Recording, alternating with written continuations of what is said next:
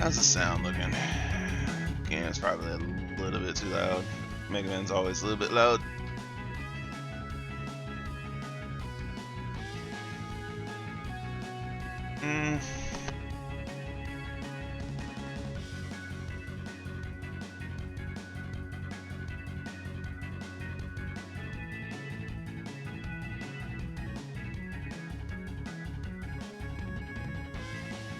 Forgot the controller. Alrighty, folks. Overslept. Let's get this thing going. Continue. Wily sages. Let's go. Ready to get my ass handed to me. Woo. Alright, that sounds annoying. Holy fuck.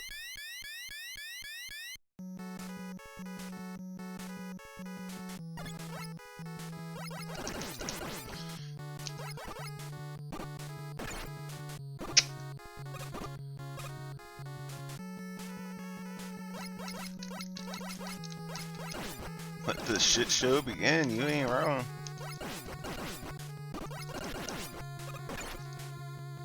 Cause I'm gonna die to these fucks. Good grief.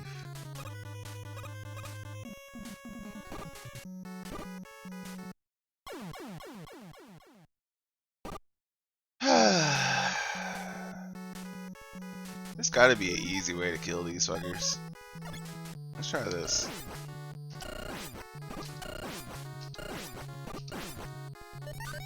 I wouldn't say that was easy.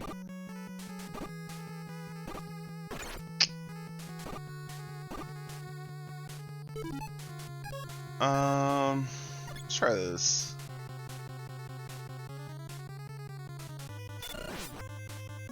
Okay, that froze him.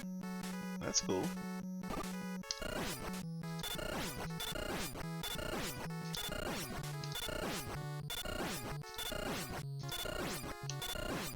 Taking way too much energy to do this.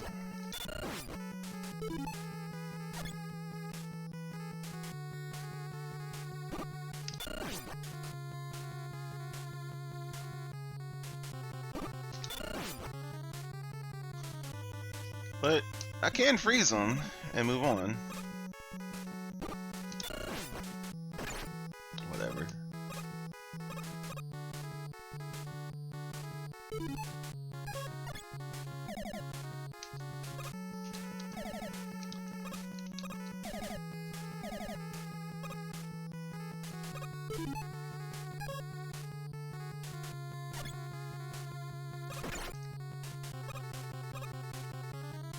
Hold up.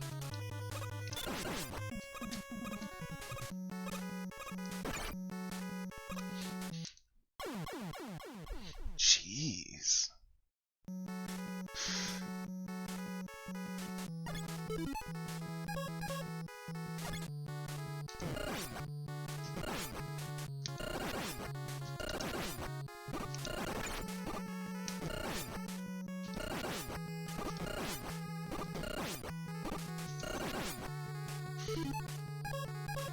Let's try blade cutter.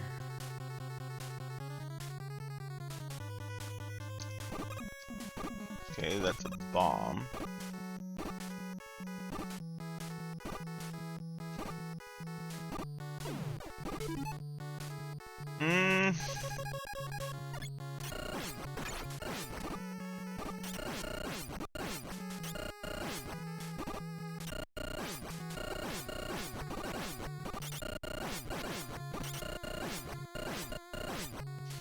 So there's no easy way to kill these things, but you can freeze them.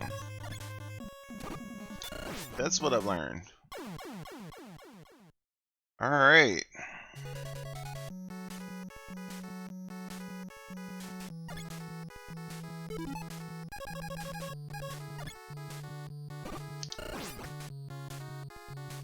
Come on.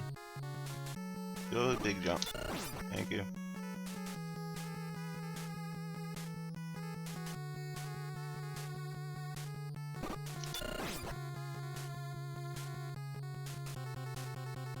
Big jump. Oh, Come on. Thank you.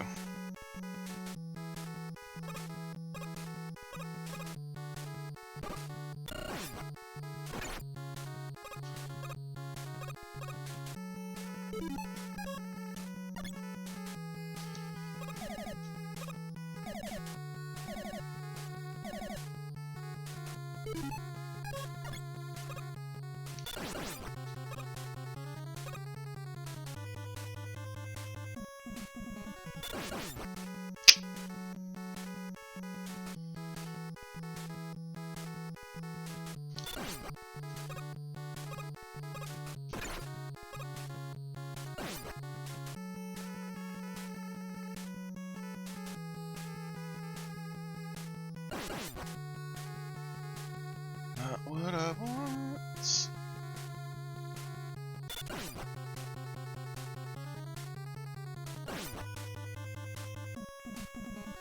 Timing sucks.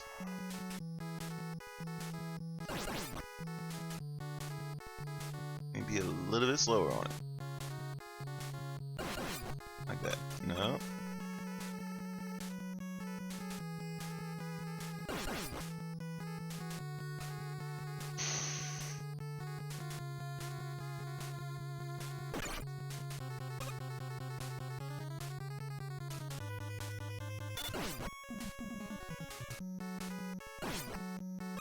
Nope.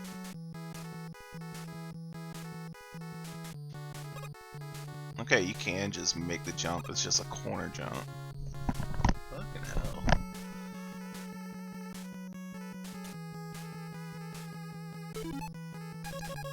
Got a feeling I need this. And fuck it.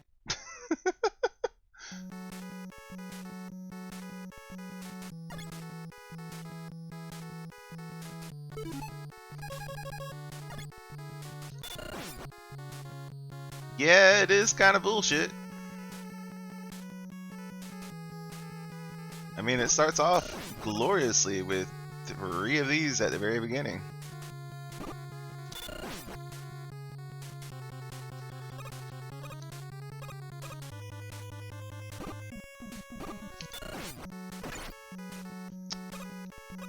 Wow. I'm just dumb. That's all that is.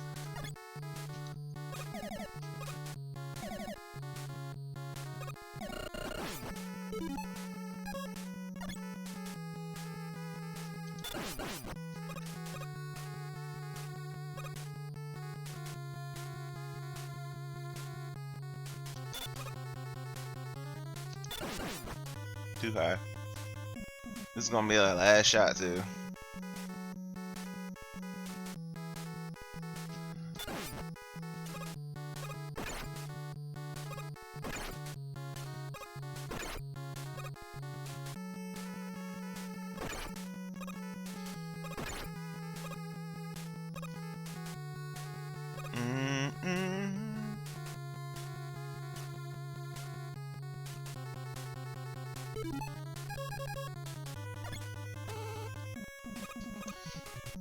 Okay. Yes, I don't want that.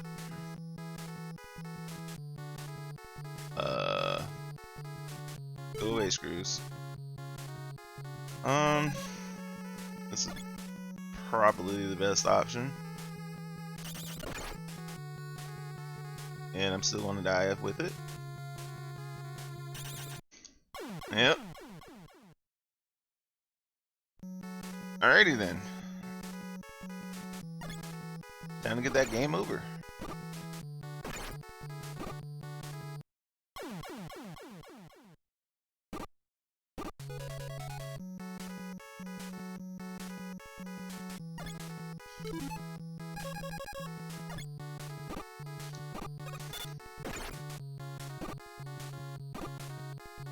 Well then.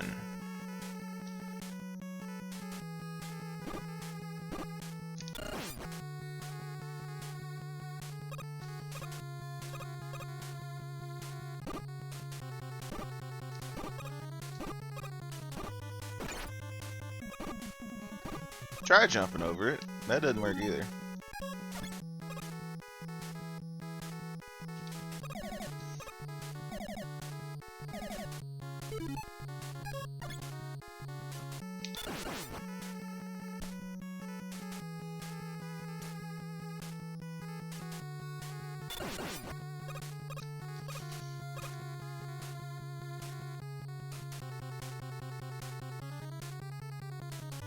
This is probably a very close corner jump. Like that. Yeah.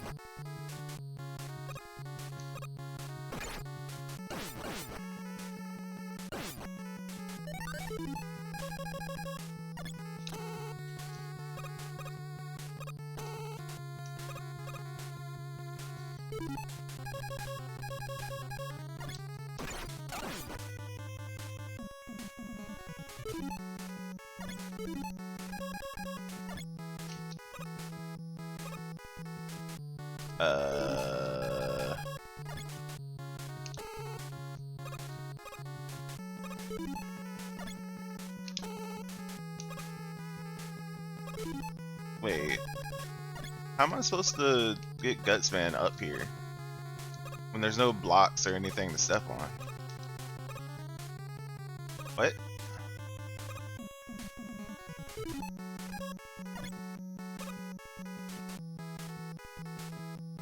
That one's weird.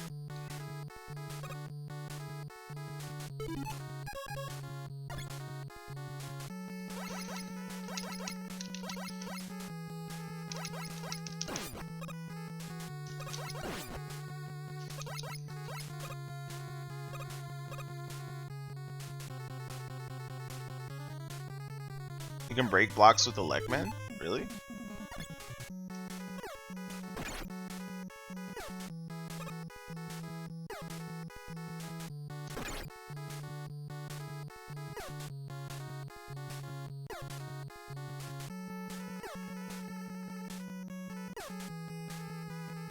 Are you gonna come down so I can actually, you know, get on the platform?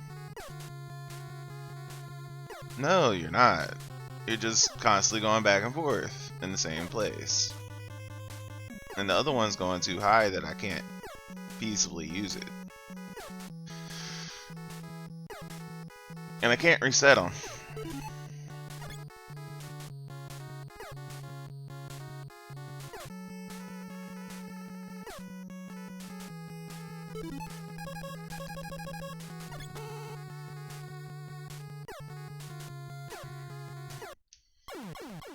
Had to try it.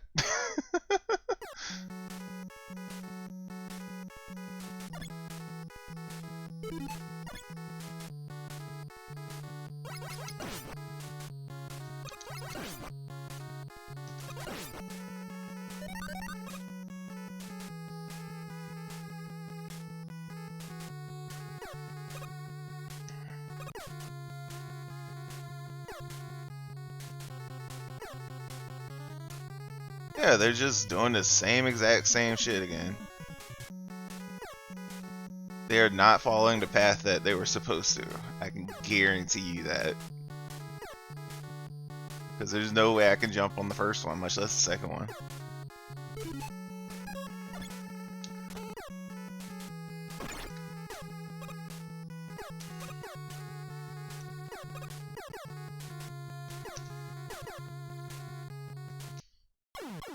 Aw, oh, come on.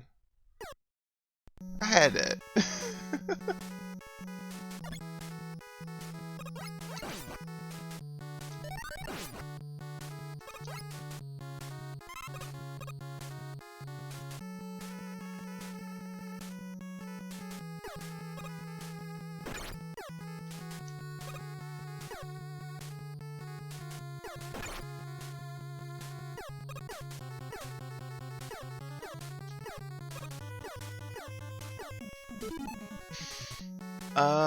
Let's fill you up.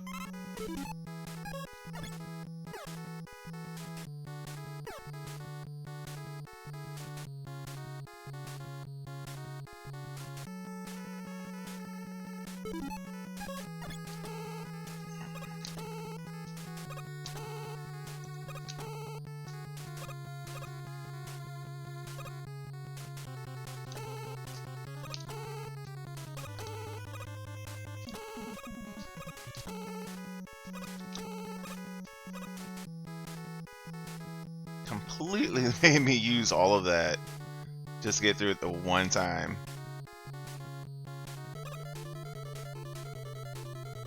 What are we doing?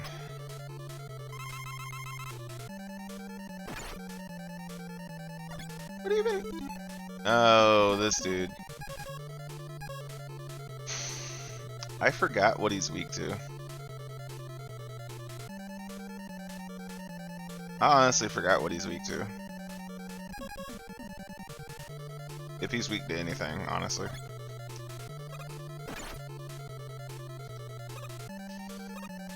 Another is the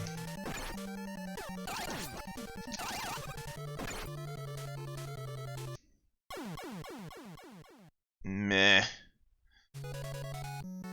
First Wily stage is absolutely the worst.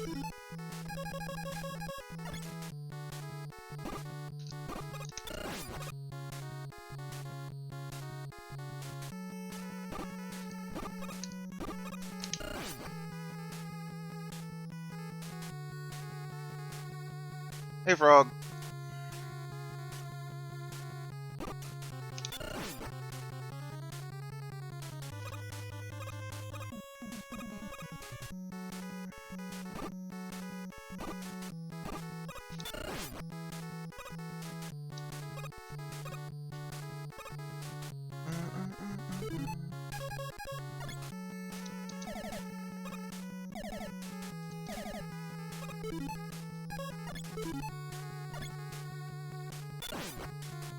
That's not where you were.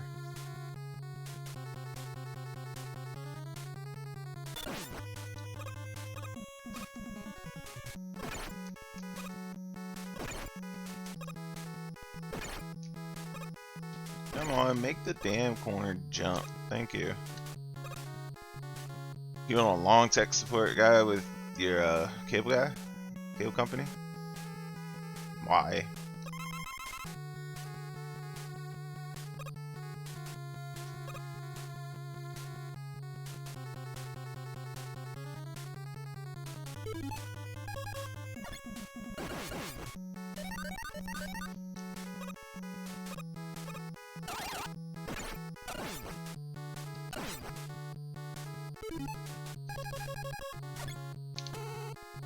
Actually, more shocked that I didn't do that by accident.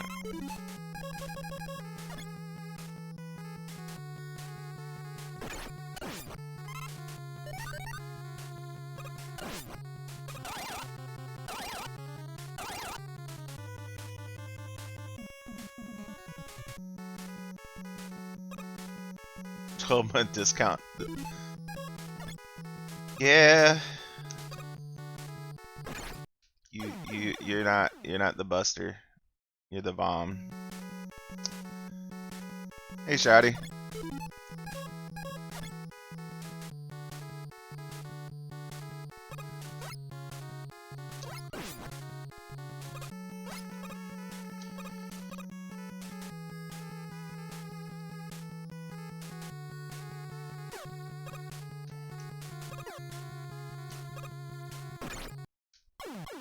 Come on. The platforms are literally the worst.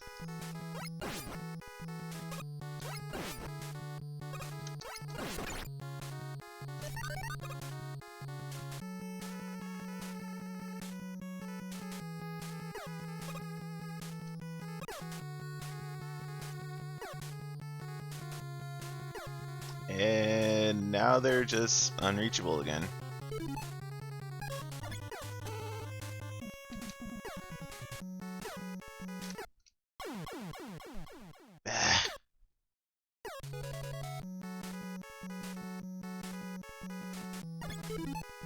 Hostile and only 20 minutes in? Shit, I was hostile 2 seconds in. What the fuck are you talking about, bitch?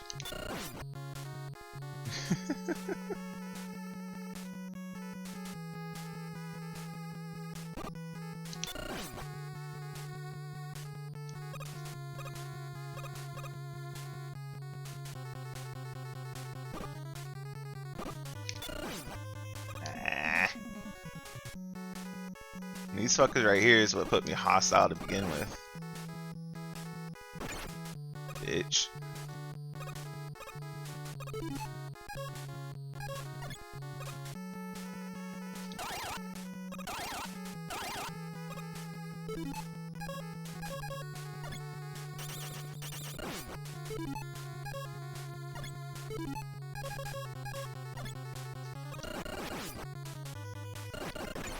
Nope.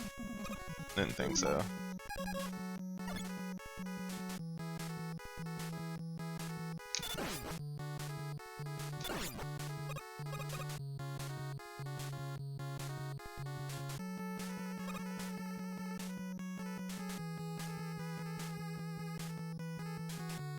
When I discover what?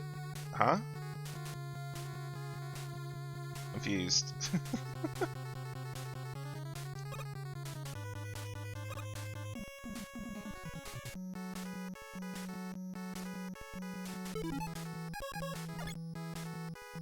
Oops.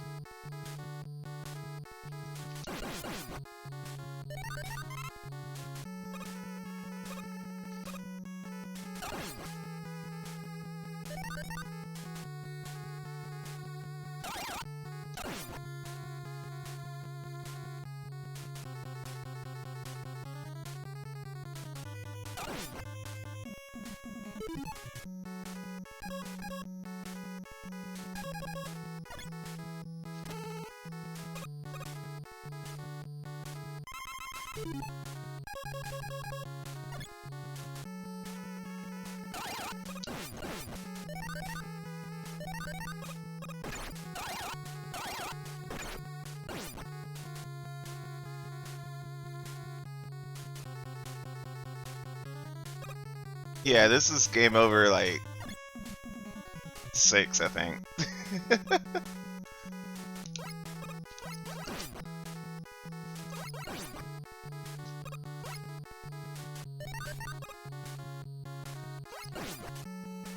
Been a real FML show? Shut your mouth.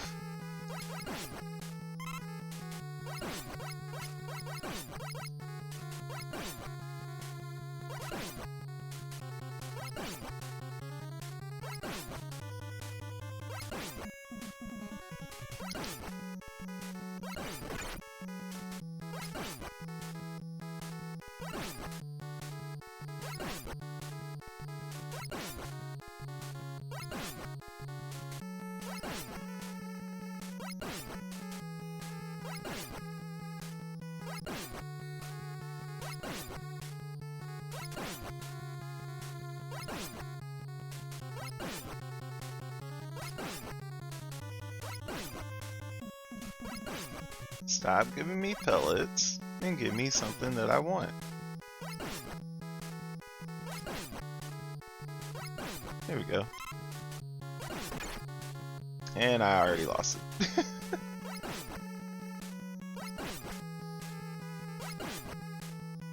If you do this long enough, I'm pretty sure they gave you 1-ups.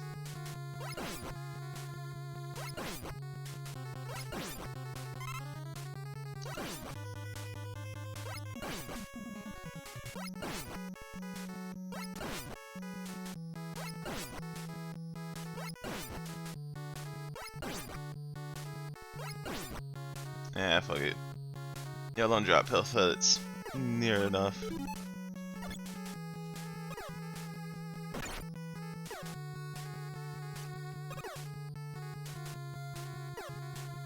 What is your normal path even supposed to be, dude? Because you don't follow it.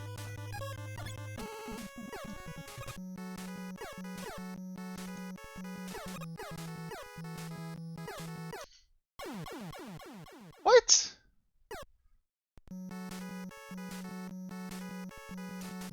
Okay.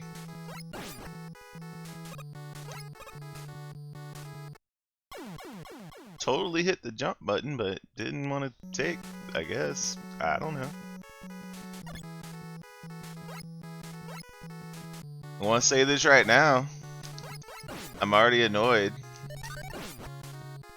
And I want to beat this game today, so we doing save states. Cause fuck that shit.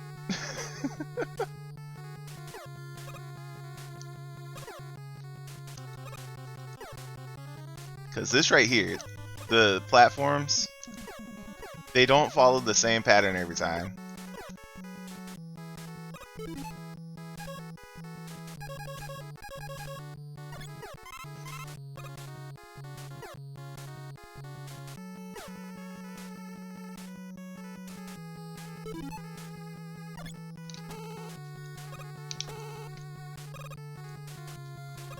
Aw, thought I had it.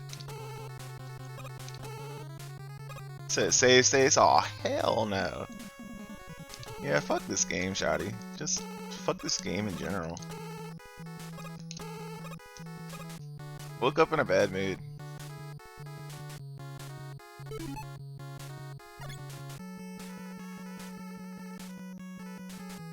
Yeah.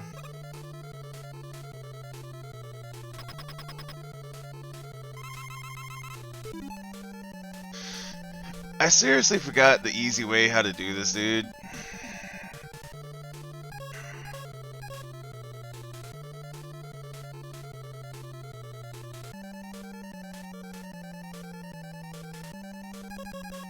Wasn't it electric and then pause and stop?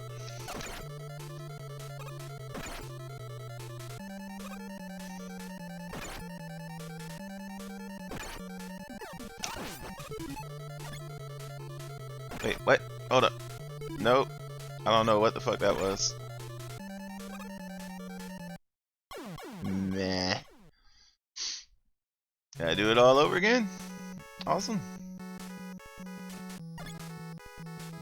But seriously though, if I get to him like 4 times, it's just a done deal. We're doing a save state.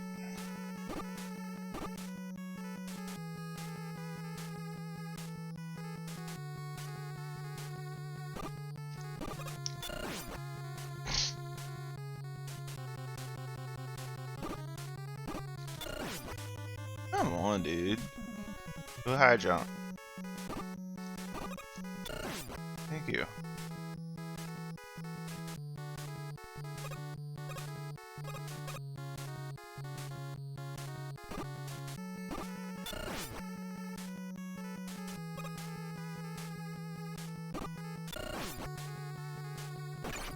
Whatever. Whatever. Whatever. Whatever.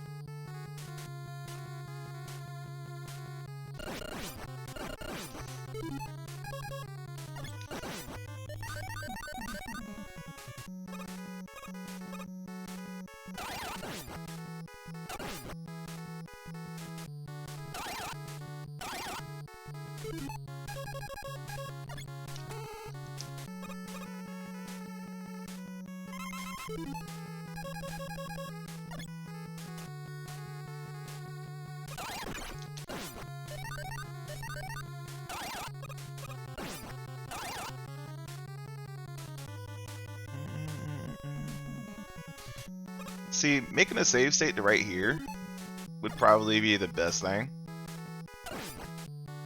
Because I can make it here pretty consistently now. Why am I using that?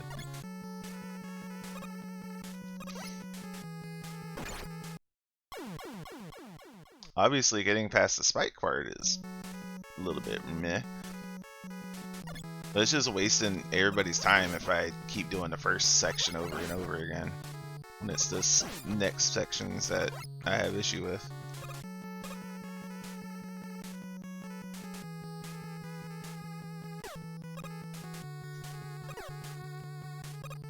Like these. And they're progressive platforms that don't move in the same pattern every time.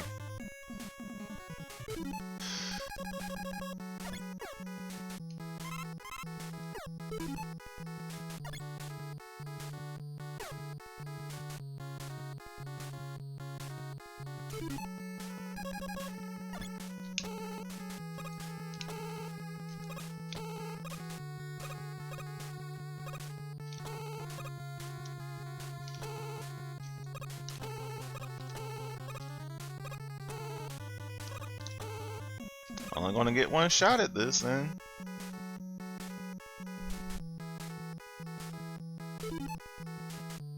And that's another reason why I want to make a save here, is because you got this M power that takes up a lot of usage. It's just like, meh.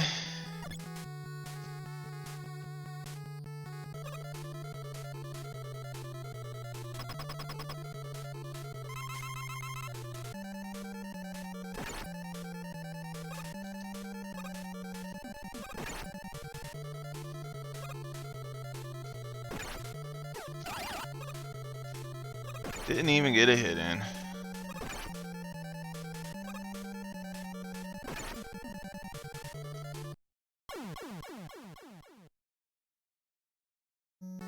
Did I use what?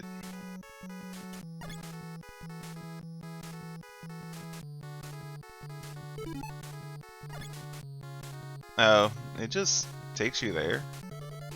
Okay. No, not yet.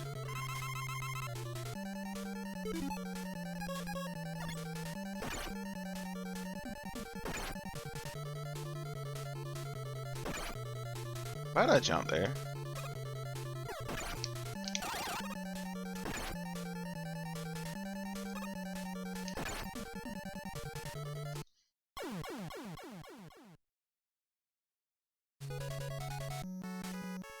Alright, this is the last time. If I get through all the way to Yellow Devil again, we doing a save. I'm already annoyed. Yeah, you do a pause buffering to cheese them. I just don't know if it's regular Buster or if it's with a skill. But you gotta hit them first too, you know.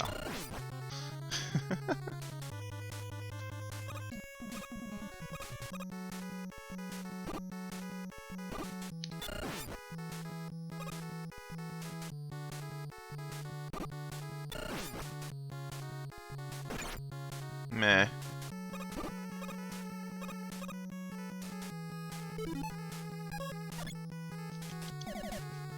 Oh, this isn't a me figuring out type of deal, Funky. I don't give a fuck.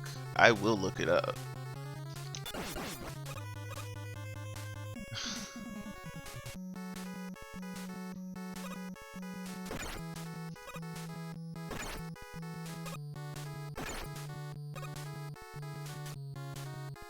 This shit ain't blind. I've done this shit before.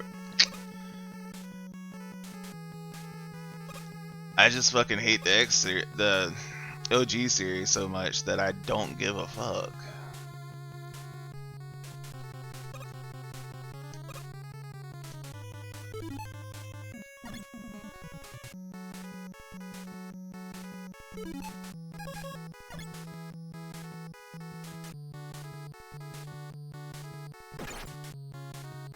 Are you kidding me?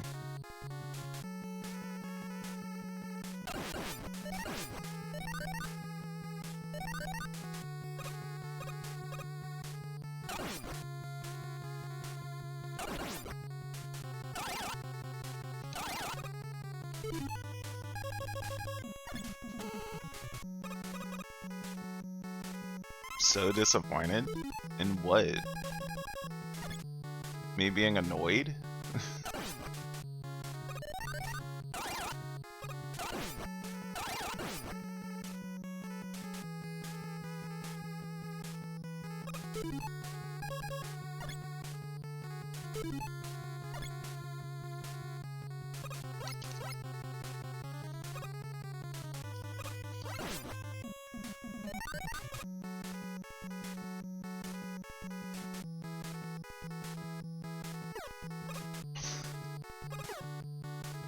Dude, you see how much I cheese in fucking Mass Effect? I just literally sit there and wait for the AI to either fuck up so that it just stands still, or see these fucking. You can't tell me that's what the pattern for these platforms are. You can't. You cannot tell me that this is the pattern for these platforms. And that's what was intended. There's literally no way to get across unless I use the M power.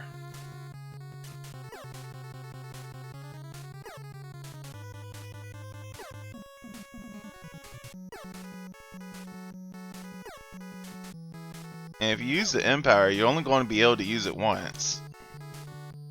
So you better make it. Because if you die, you can try to do this again, you just gotta make sure the platforms line up like we're supposed to. Because there's no way to reset them. And this right here, this one room, is why I'm annoyed about this level. If it wasn't for this one room, I just wouldn't care. And would not be getting so fucking annoyed. Because the rest of it's just, hey, I need to get better at the game. This right here, no, this is just bullshit. And this is why I want to do save states.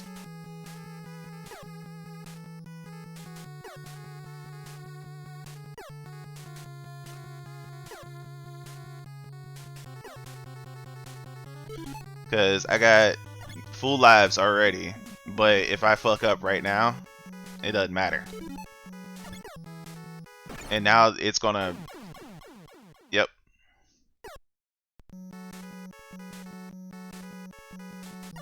And you can pause buffer them. I know you can pause buffer them, and eventually they will change their path again. But you should not have to do that. Ever.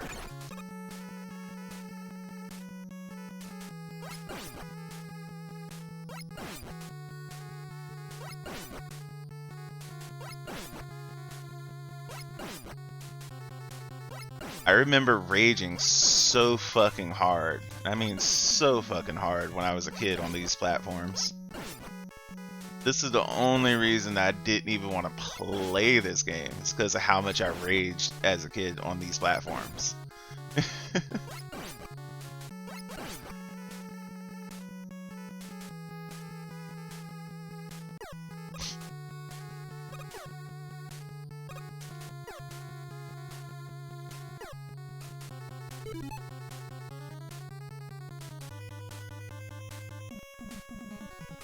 They move at the same speed.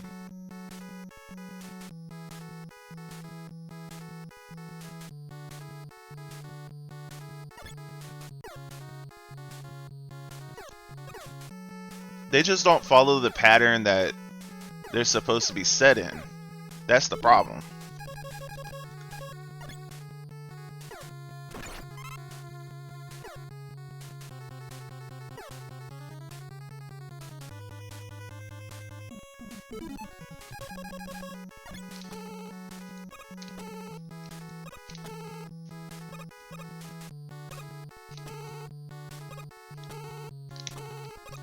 Meh.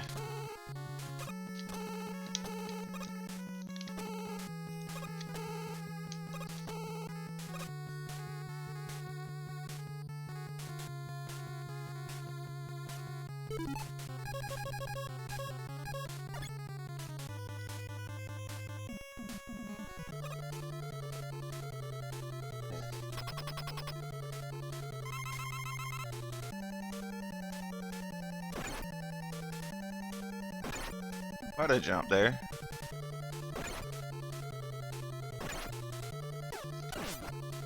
Totally fucked up pause buffer on that.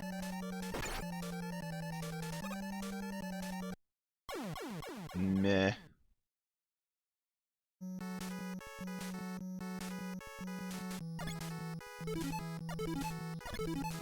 This is what I gotta do. It's annoying, but I know what I gotta do.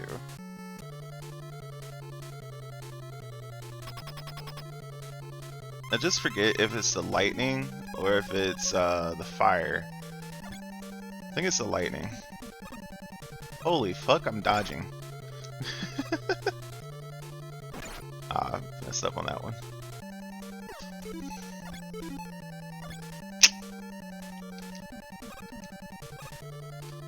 It's amazing, y'all. I'm dodging.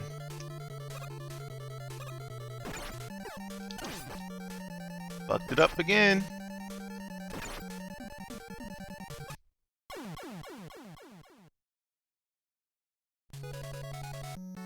Alright, this is the last time. If I get to the yellow level, we're saving there.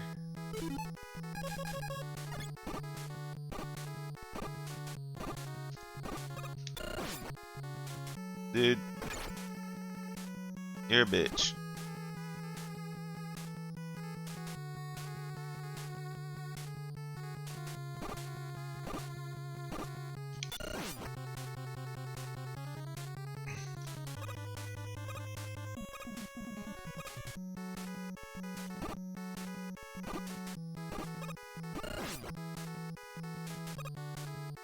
Yeah, you can jump past them like that.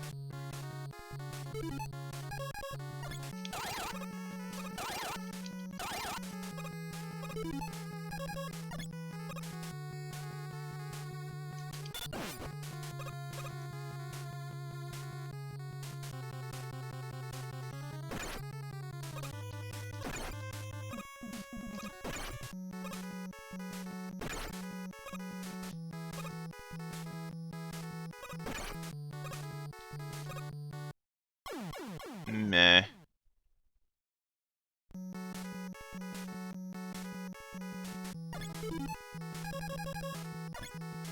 That was just me being annoyed.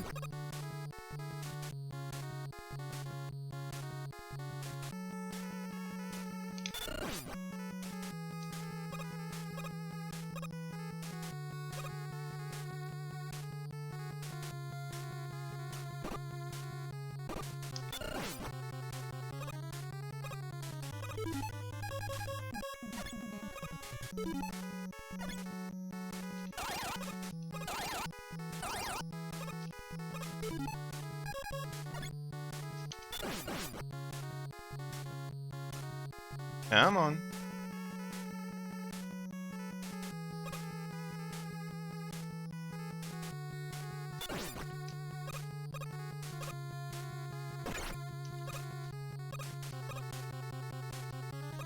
There we go.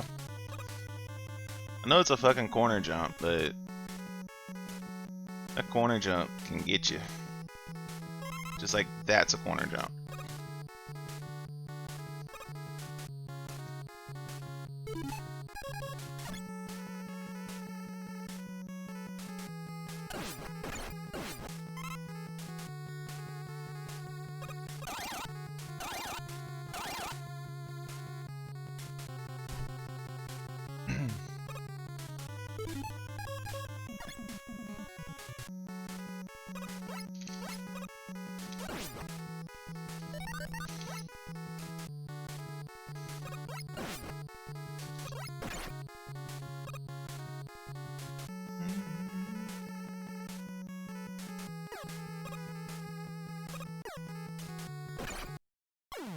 I was...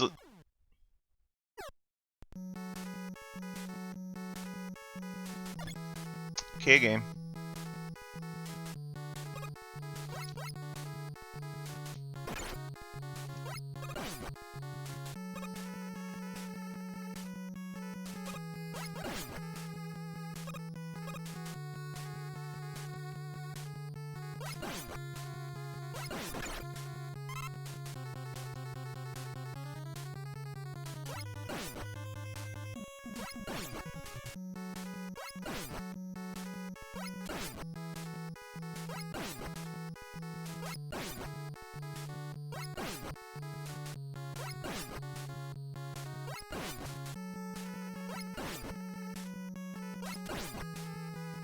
It's kind of pointless to do this, because full health or not, this is just a one-hit wonder.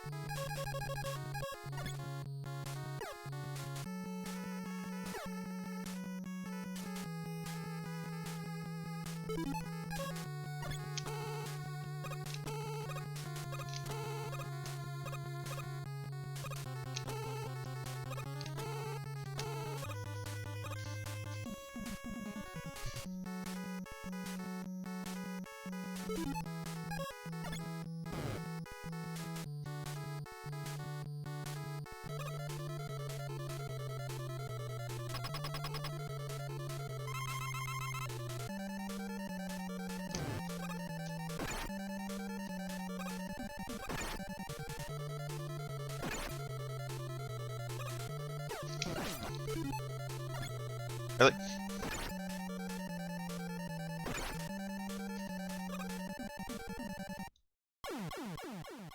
Hmm.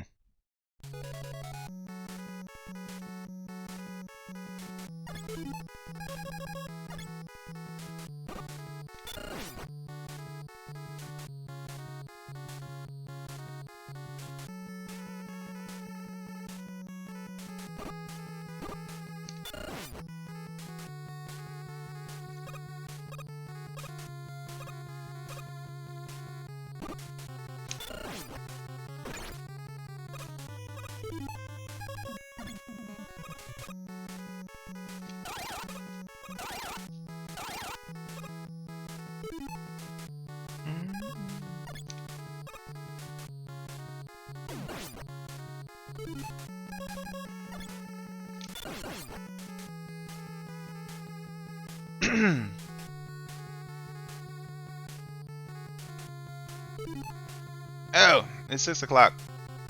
Hold on. Doop doop doop. Hold on. William Mixer. Bloop bloop. Here we go. Greetings, folks. I'm Tim Mendes, and I've got a very special reading for you today. This one isn't one of my stories, it's by the author Deirdre J. Owen, and is published through Manison Press. At the end of the video, I will tell you how you can get hold of this story and others by the author, as well as other stories by Manison Press. But for now, I'm just going to go straight into the reading.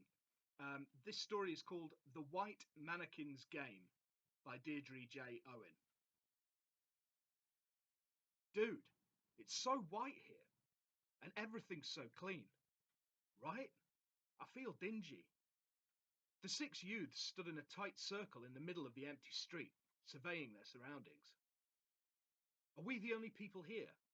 Asked one of the girls, still clutching her blindfold. It looks like it, replied one of the boys. He wound up his arm and pitched his own blindfold into the spotless gutter. Might as well have a look around. Darius left the protection of the pack of teens and marched off down the street. One by one, the wary adolescents followed. With minimal chatter, they poked around the small clapboard buildings that lined the street, peering around corners and peeking into windows. The creak of a front door stopped them all in their tracks. Natalie, hissed one of the girls, what are you doing? You can't just go into someone else's house. Oh, relax, Ashley, I'm not going in, Natalie replied blithely as she closed the door of a nearby cottage. It had a big number 32 painted on the front gable. She trotted back down the porch steps and rejoined her friend. That one's practically empty. I don't think anybody actually lives here. Yeah, most of these houses are empty, confirmed Gabe, peering through the window of an adjacent unit. He tucked a lock of hair behind his ear and crossed his arms. Where do you guys think we're supposed to go? I kind of want to get inside. It looks like rain. Darius put his hand on his hips and hung his head, thinking. All right, how about this? Let's walk a little further down and see if anything changes. Hey, Erica, what time is it? He gestured to the arm of a meek little thing half hiding behind Gabe's towering form. It's just after 2, she stammered. Okay, we'll keep going for now. Just let us know when it's been about 10 minutes. If nothing changes, then we'll pick a house and wait inside. Why me? Asked Erica. Because you're the only one wearing a watch, replied Darius. Now come on, let's go. They continued poking their way down the street, but it wasn't long before one of them broke the silence again. Look in the road. Where? There, it's a piece of paper. The clean white square stood out plainly against the dark asphalt. The spry youth dashed off down the street. Malik, wait! Darius hollered. Don't! Gah! Dude, we have to stay together. He took off after Malik with the other 4 at his heels. When they caught up to Malik, he was holding a white index card with tiny words typed on the back. His head snapped up and he spun in a circle, examining the nearby buildings a bit more closely. Well, What does it say? Asked Natalie, still a bit winded from the sudden sprint. It just says, Community Centre, he replied. Think it could be that big building down at the end? He pointed further down the street to a dead end, where a larger building stood facing them. It was the only building on the street that had no number.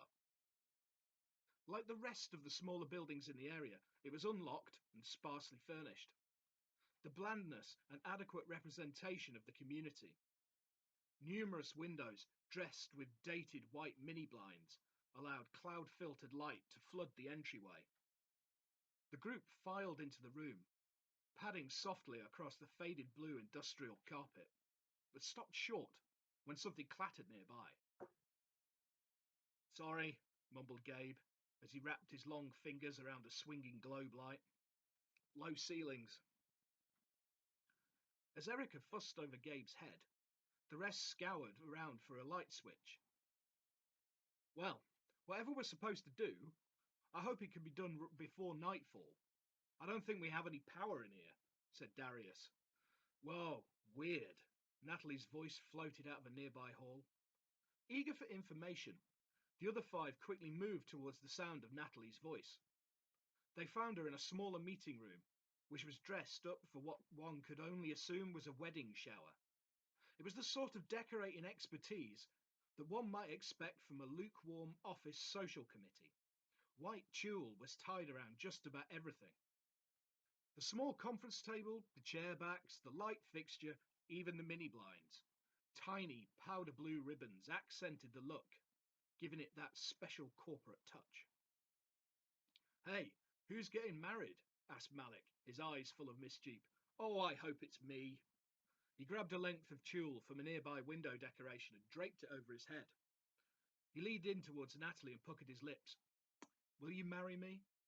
Whatever, dweeb. Natalie placed a hand fully over his face and pushed him away, gently with a smirk. A squeak from Ashley reined in the shenanigans, though the expression on her face quickly demanded their attention. What is it, Ash? Asked Erica. She didn't answer. Her mouth was opening and closing, but all she could produce was another squeak. Darius quickly crossed over to her. Hey, you okay? With one more squeak, she raised a trembling finger and pointed towards the door. Their eyes followed her gaze, and in an instant the group flung themselves away from the door and huddled together on the far side of the room. Standing in the doorway, quiet and still, was a solid white mannequin. Its soft cashmere finish seemed to absorb the light, giving a deadened quality to the large, blank eyes. He wore no clothing, absolutely nothing, except for a headband with white rabbit ears, like children might wear for Easter. For several dreadful moments, the only sound to be heard was the ragged breathing of the 6 adolescents. The only movement, their heaving chests. Well, who's there? Demanded Darius. Look, this isn't fun. He was cut off by gasps and squeals when the mannequin turned its head to look towards him. Darius spread his arms out in front of his gang, who pressed together against his back.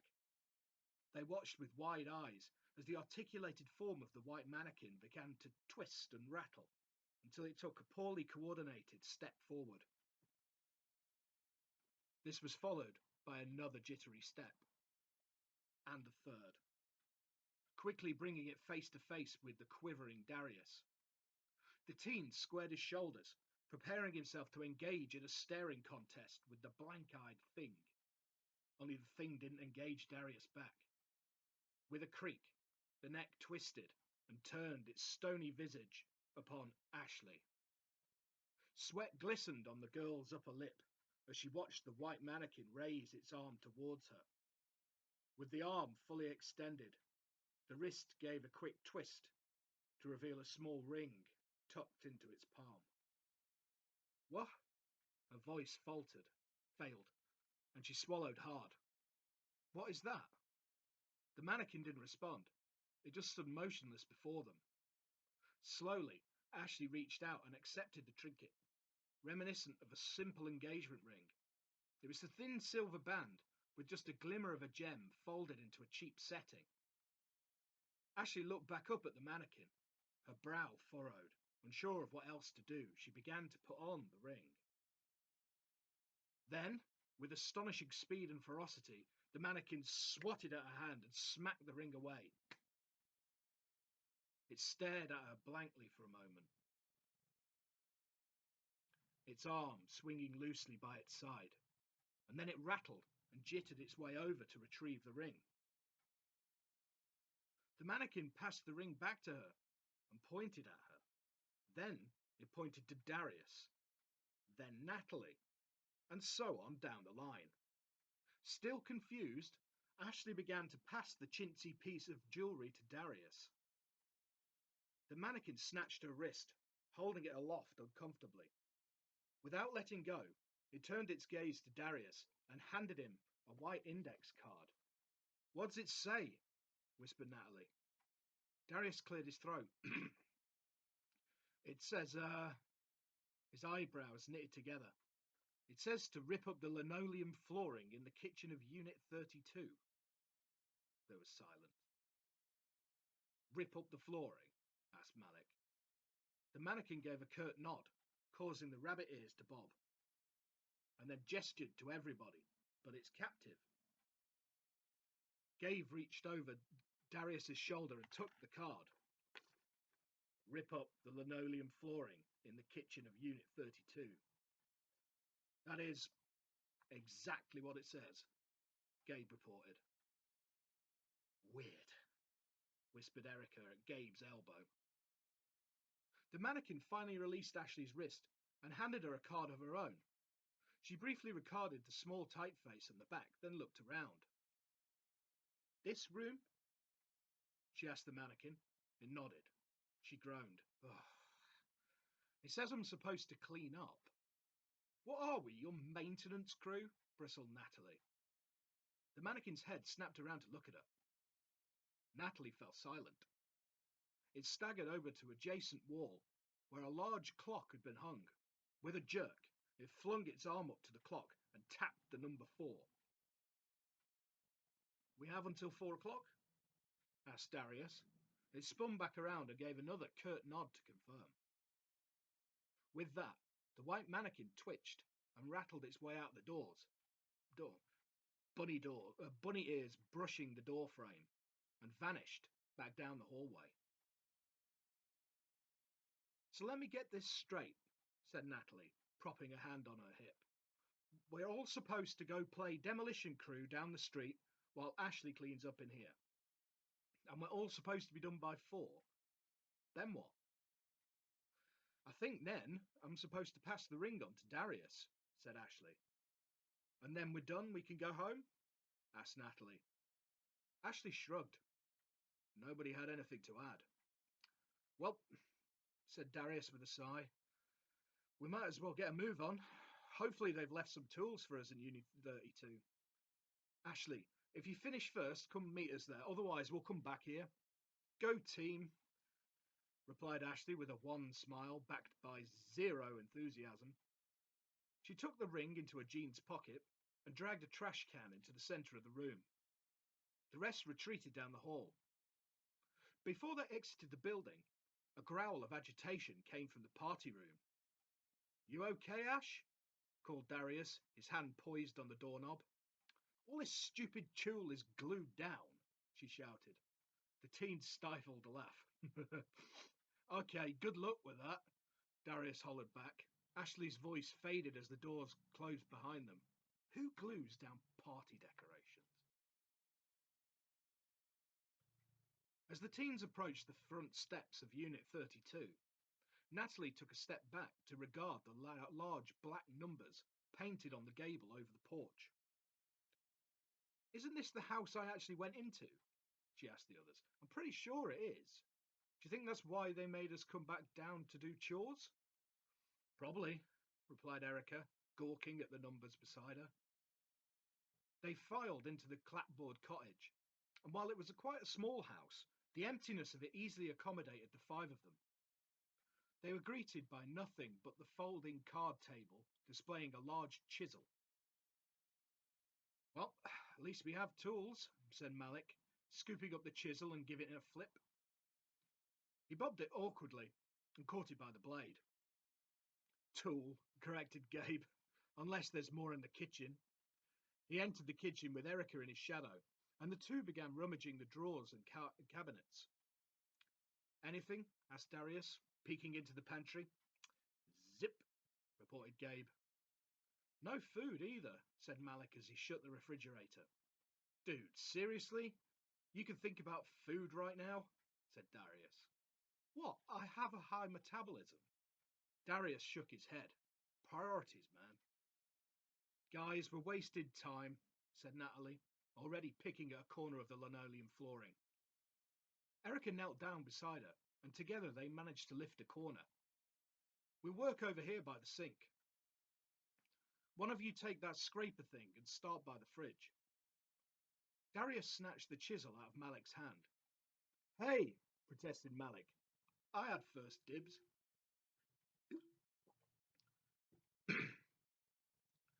Why don't you use that high metabolism of yours to go find us a garbage can, said Darius. Malik stared after him indignantly for a moment before owning his assignment. Fine, you know what? I'll find you a garbage can. I'll find the best damn garbage can in this town. He stomped around the small house for a minute or so. That was all it took to search the entirety of it before blustering out of the front door and slamming it behind him. He just wanted to help, defended Natalie. He is helping, said Darius. The foursome worked quietly for about 15 minutes, succeeding in lifting several of the flimsy tiles. The busy silence was ultimately interrupted by Malik when he came crashing back in with an oversized trash bin on wheels. He shimmied it into place in the small dining nook adjacent to the kitchen and flipped open the lid. There, he said, a little bit out of breath. There's your garbage can. I finally found one behind the community centre. You ran all the way back to the community centre? Asked Natalie. And back, dragging that thing. Malik puffed up his chest. I take my job seriously. Every community needs a good sanitation department. He bent down and began collecting the discarded scraps of tile littering the floor. Natalie helped. 20 minutes passed, then 30, then 45. They had made good progress with their task, but just when it looked like they might finish early, ow, crap! Darius leaped up off the floor and danced in a circle with his hand clutched against his body. Crap, crap, crap. He peeked down into his hands, a circle of blood forming on his shirt. Gabe sprang to his feet and stripped off his layered t-shirt, leaving behind the long-sleeved tee he was wearing beneath it. Darius held his hand out for Gabe, who recoiled at the grisly gash. They both pretended they couldn't clearly see the raw sinew inside. Gabe wound the shirt tightly around it before anybody else could see. It slipped, said Darius. The stupid scraper thing slipped. Crap! He winced, panted, then looked down at what was left of the flooring. Spatters of blood trailed from the spot he was working to where he stood now. All right, Malik, you're up. He nodded over to the bloody chisel. Malik picked up the tool by the handle, avoiding the blood. He wiped it clean on the tail of Gabe's shirt bandage and took Darius's place. Every community needs a good backup scraper. Come on, team, we're almost done. For Darius. Darius wobbled a little as the rest got back to work. He leaned against a nearby wall and slid down to the floor. He collected what scraps he could reach from there, chucking them up into the open trash receptacle with precision. At least he'd only injured his right hand. Ashley swore as she yanked and pulled at the tool still stuck to the table legs. She had managed to tear away most of the long pieces tied to the mini blinds and wound around the chairs. But somebody went a little bit overboard securing it to the table. She needed something to scrape away the glue. Around 3 o'clock, she finally got annoyed enough to go in search of something to aid her cleanup effort. The tidy little reception desk in the lobby was fairly well stocked with paper clips, whiteout, sticky notes, rubber bands, and other general office supplies, but nothing she could use. The other office downstairs was empty, and the bathroom only offered paper towels. She felt a flicker of hope when she found a storage closet, but was dismayed and a bit repulsed to discover that rows of shelved boxes contained nothing but random mannequin parts. She checked every one of them. Okay, so that's the creepiest room ever, she muttered to herself as she closed the door securely behind herself. She suddenly wished it had a lock. She finally located the door to the stairwell across from the storage room. Once upstairs, she found a few more offices, also empty, and a large meeting room at the far end. It was in this meeting room that she spotted a single pair of scissors laid out on the conference table. Bingo! She snatched them off the table and then ran, carefully, back to the party room. With a shiny new pair of scissors, she was able to quickly snip away all the ragged, dangling tulle and then set about scraping away what was left of it off the table legs. "Where is Ashley?" asked Erica. "I mean, we're almost done, but it's 4:45. She should have finished cleaning that room by now, right?" "She did say it was all glued down," reminded Gabe. "Maybe she had trouble with the glue. Let's get this finished." With sore and bleeding fingers, they picked and scratched frantically at the last couple of tiles, carefully avoiding the business end of Malik's chisel. Together, they pried off the final tile and scooped up the last of the scraps. Done. We've got 10 minutes. Let's go. Gabe and Erica helped a grey-looking Darius up off the floor, and the five of them dashed outside. They trotted through the pristine street as quickly as they could with a dizzy, nauseated member. The sound of their running echoed off the empty houses and bounced around through the eerily quiet community. "Hold up, guys, hold!" Darius slowed his pace, teetered, then bolted for some nearby bushes. The group closed in, but gave him a respectful amount of space. "You okay, man?" asked Gabe. Darius spat and cleared his throat. "Yeah," he croaked. I think it's like a weird response to my hand, like I hit some nerves or something. Screw the movies, man. This shit hurts." "It looks like a vasovagal response," offered Erica. They all looked at her. "Biology? Don't you guys pay attention?" "Whatever. I find it interesting." She rolled her eyes. "Will he be all right?" asked Natalie. Erica shrugged. "I dunno. I just remembered what it is, not how to treat it." "We really have to go, though," said Gabe. "It's like 4. Think you can make it? Can't leave you behind. Ashley's got to give that ring to you." They allowed Darius to get back on his feet and rallied around him. But before they set off again, the heavy silence on the street was cut by a shrill screech, followed by a long, terrified scream. "Ashley!" shouted Erica. "Sounds like she's still at the community centre," said Malik, who dashed away without waiting. The rest took off after him, with Darius bringing up the rear in a valiant jog. He was able to tap into a fresh well of energy, however, when he rounded the corner and spotted the building where they had left Ashley. There were now 2 white mannequins climbing up the side of the community centre, twitching and groping towards a second-story window. What the The adrenaline-fueled sprint closed the gap between Darius and his friends in an instant. He blew past them and went straight for the mannequins. They had somehow managed to gain purchase on the clapboard and were scaling the building exterior. He slammed into the white siding below them, leaving a bloody smudge from his hand. "Ashley!" he bellowed. "Are you in there?" He stretched up and groped for the lower mannequin, but he only managed to fumble around at its smooth, bare feet. "Gabe, get your tall ass over here!" The rest of them had not been far behind. Gabe easily snatched the foot of the lower mannequin and yanked it to the ground. Meanwhile, Malik and the girls veered off and made for the front doors. The mannequin didn't seem at all put out by its halted progress, though it rearticulated its twisted limbs and went straight back to scaling the building. With a loud, guttural roar, Darius knocked the thing back to the ground, picked it up by the ankle, and began flinging it like a rag doll at the other mannequin higher up. The others returned and reported that the front and back doors were locked. "Ashley, Are you in there? Gabe shouted again. After a moment or two, Ashley's face appeared at the window above them, eyeing the climbing mannequin warily. She tried to open the window, but to her dismay, it was sealed shut. I'm trapped in here, she shouted back, her voice muffled but understandable through the window. I had trouble with the stupid glue on the decorations and lost track of time. At 4 o'clock, a bunch of mannequins showed up and... Ah! She flinched and looked over her shoulder. They chased me through the building. I ended up in here. They're trying to get in.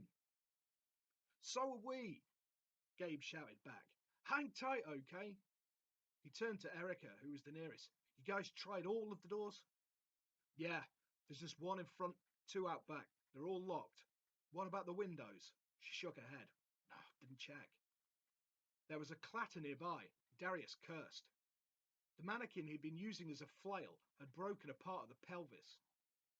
In a last-ditched effort, he threw the remaining half he was still holding towards the other mannequin higher up, which was in a foot or two of Ashley's window. A terrified scream came from inside. Ashley flung herself against the window and began pounding. They're breaking through, she wailed. The glass cracked, startling her. She moved out of view for a moment, then her chair slammed against the window. The group backed away as she smashed at it again. The window shattered with a third blow, and the chair went careening through the air. They're in! They're in! She screamed. Screams and wails emanated from the room, along with the sound of a struggle.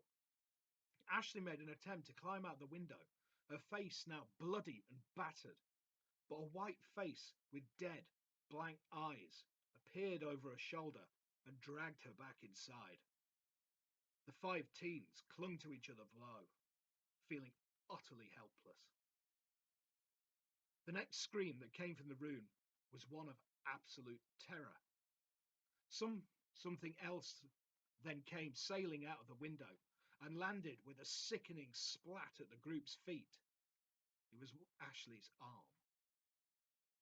Once more, Ashley appeared in the window, but this time it was just for show.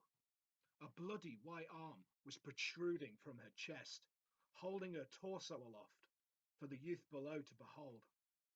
Her torso, and only her torso. They watched in awestruck horror as the mannequin in the room withdrew its arm from her chest cavity and allowed the top half of Ashley's dismembered remains to tumble out the broken window.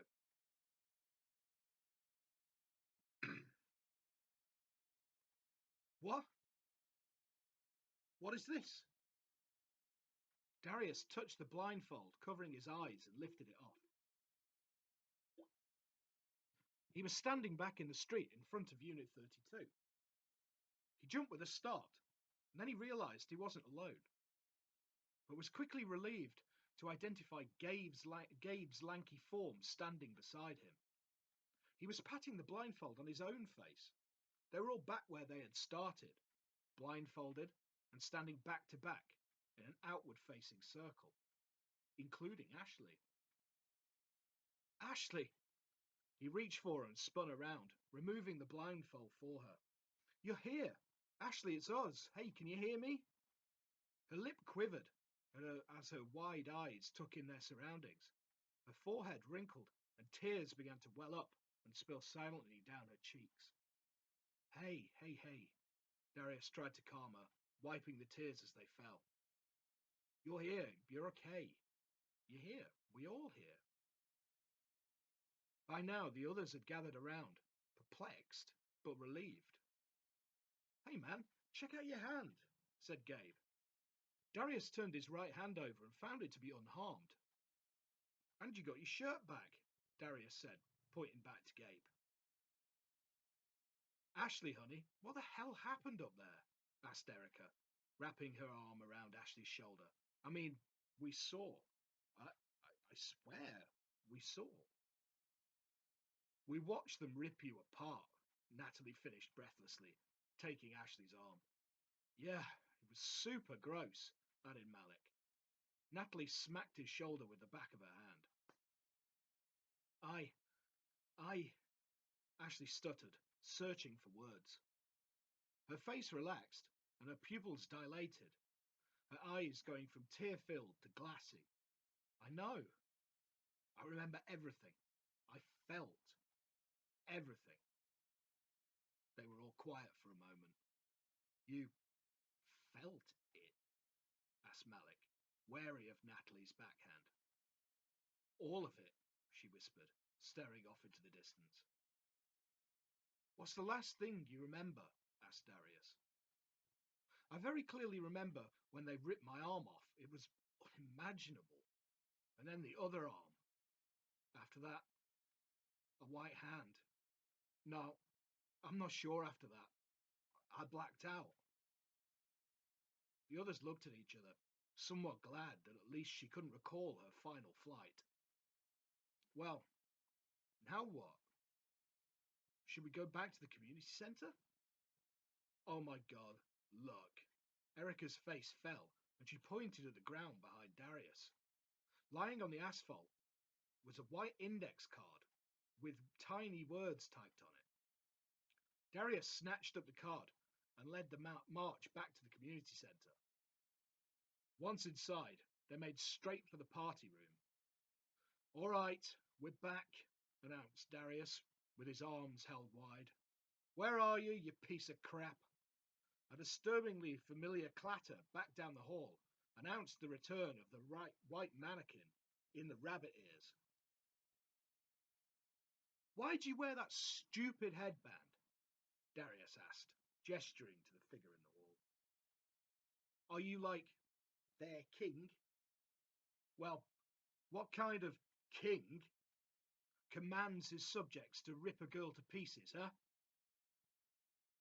With startling swiftness, the white mannequin rattled down the hall, into the room, and brought itself face to face with Darius. The youth blinked, but defiantly stood his ground. After a tense moment or two, the mannequin backed up a step and presented two fresh index cards, one to Darius and one to Ashley.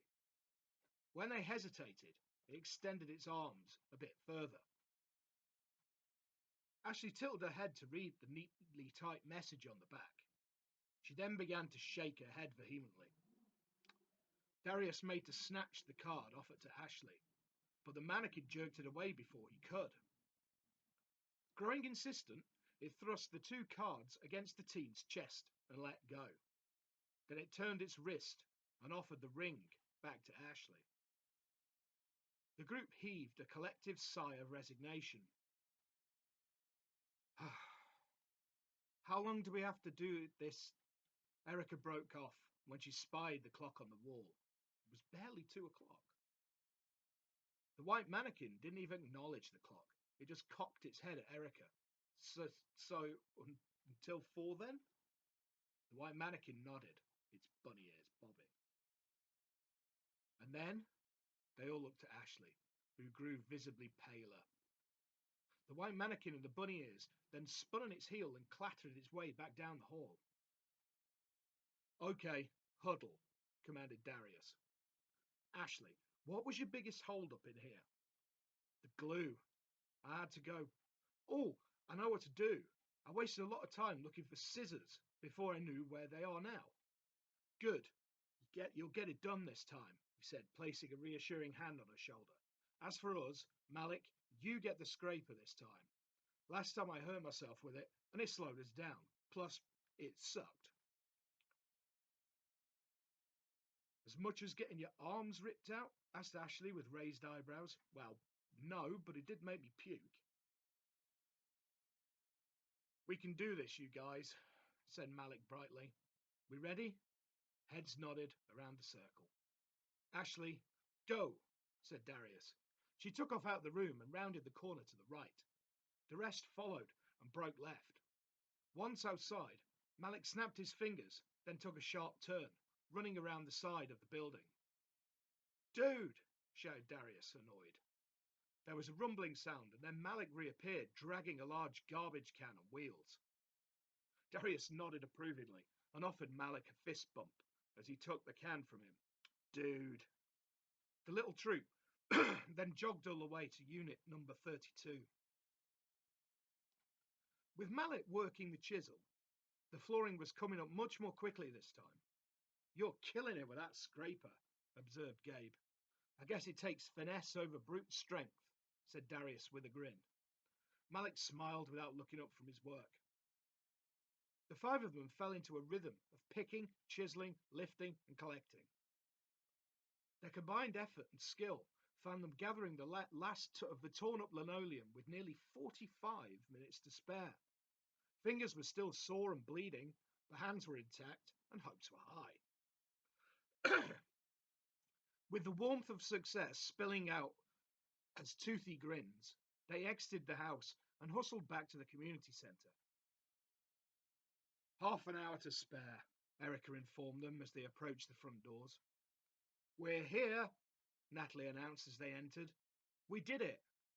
But as she led them around the corner into the narrow hallway, she came to an abrupt halt. The other four collided with her, creating a knot of bodies in the hall. Blocking their path was the White Mannequin King. "Hey," spat Natalie, "no fair. What's he doing here? Where's Ashley? Let us through." The cacophony of protestations from the group was quickly silenced when Ashley appeared in the hallway behind it. "I think he's just making sure you don't interfere," she said. "He scared the crap out of me when he showed up about 10 minutes ago, but it was way too early. I figured that meant you guys were done." "Well, how are you doing?"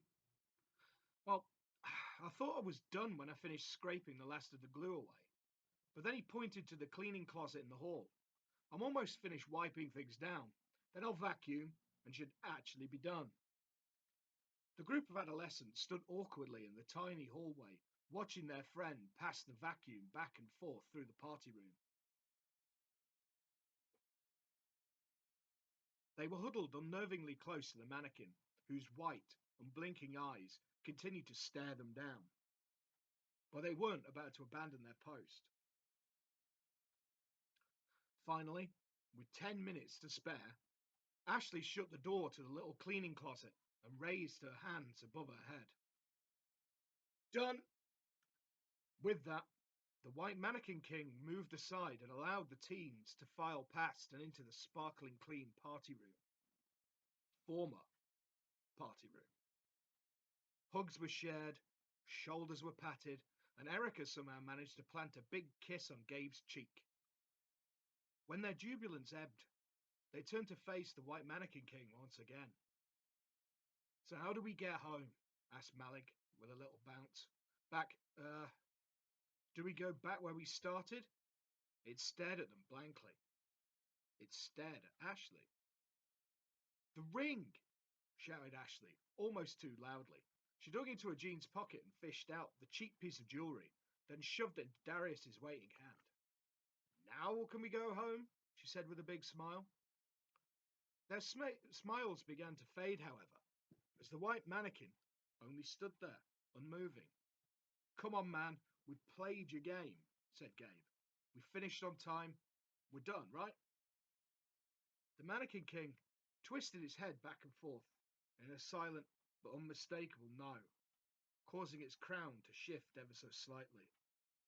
It readjusted the rabbit ears, then extended its arm with two fresh index cards, one for Darius and one for Natalie. The end. Ooh. Yeah, I really like that story. Well then, let's get some sound back.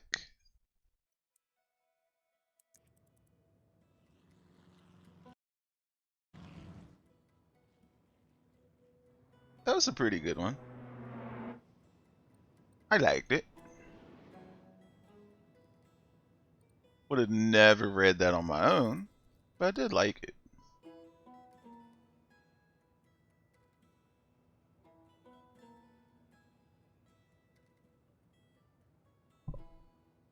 I'm coming to the conclusion that this is the last time I'm playing SimCity because I've got regional stuff and they are connected to the same train routes. but they're not interconnecting the regions. Like, I'm getting some tourists, but I'm not getting any commuters for work.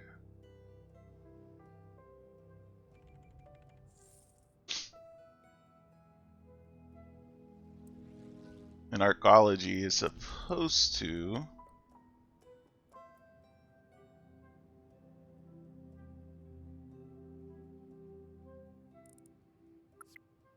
It doesn't even show the great work over there.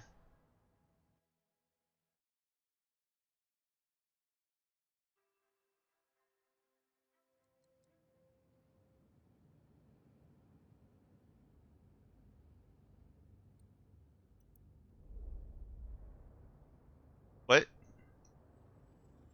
Where's my great work?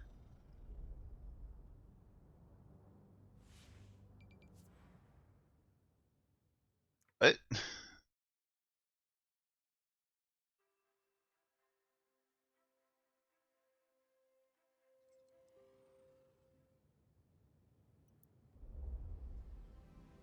Yeah, I got a great work.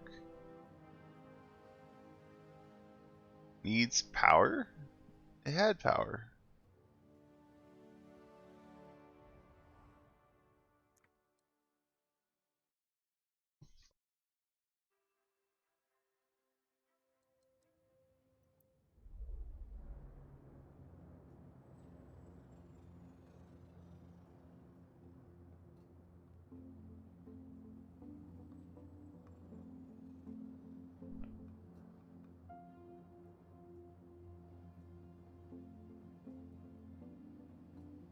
Why is it saying I still need to build it? What?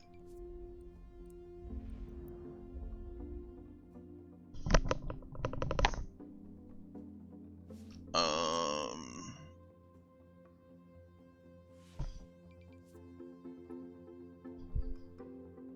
Huh.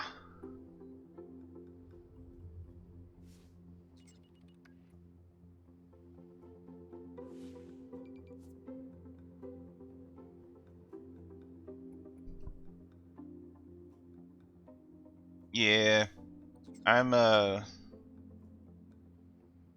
of under the impression I need to move on to another builder. So, what's the next builder that I should play while I'm doing Mega Man? Because Mega Man days really do piss me off sometimes.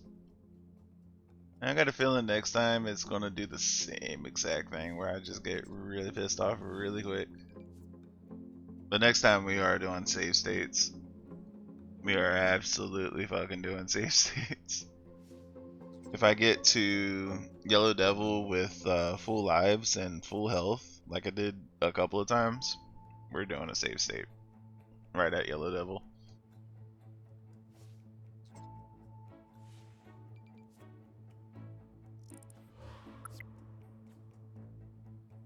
It should already be constructed though.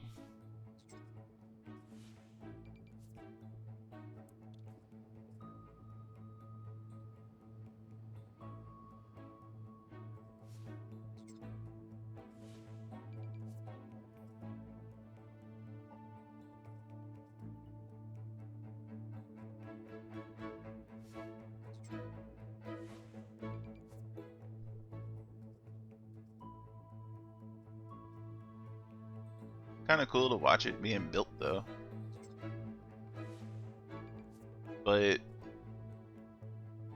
I wonder if I load into these two, if it does the same thing where I have to wait for it to build up.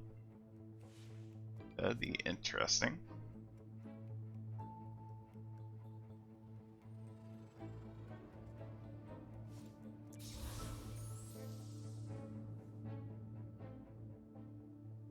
Workers, shoppers, and students. Yep.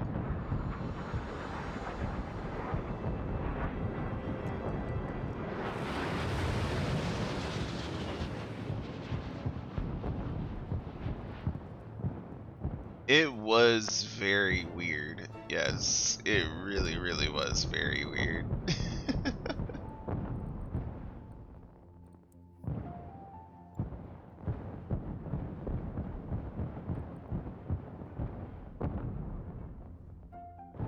Needs 300 megawatts of power and 120. Huh. Maybe I'm not providing it enough power? Maybe?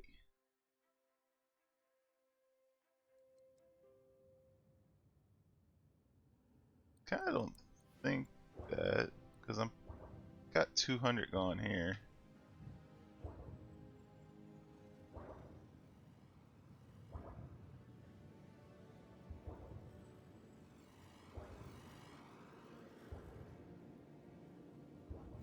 Hmm. There you are.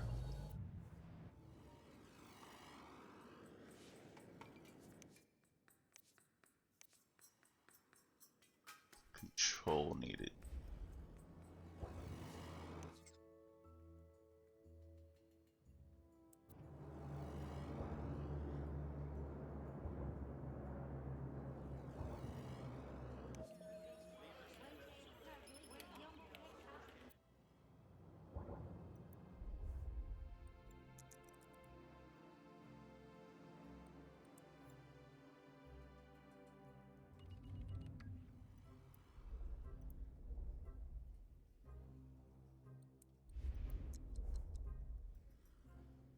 Hmm.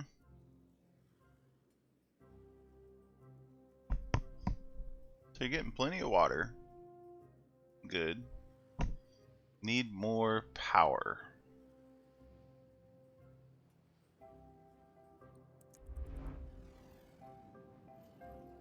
Well, I know I can get this one of these.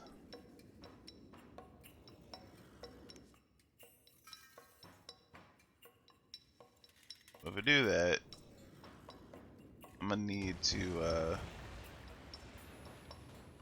destroy 2 of these. Oh yeah, I gotta make space for it too.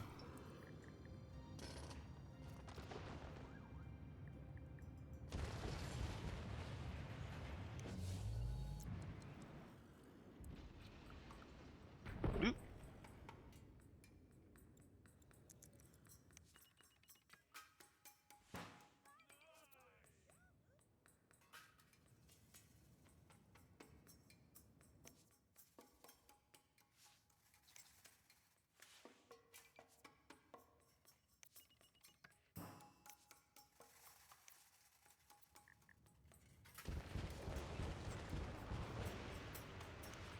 Yeah, if you got that thing running, plenty of power.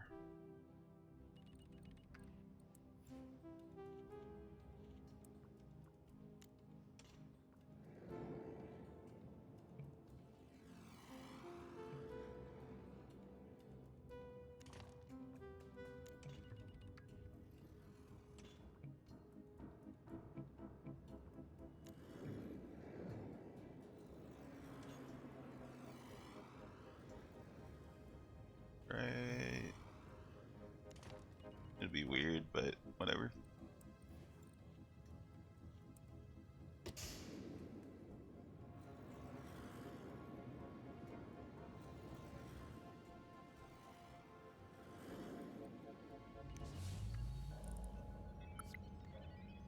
$12,000 in the hole for one thing of electricity. Anyway, that should give this enough electricity now.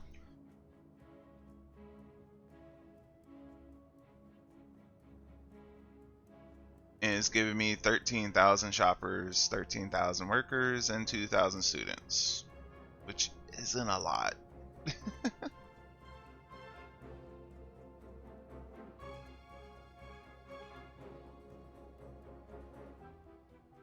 So yeah, I want suggestions from y'all.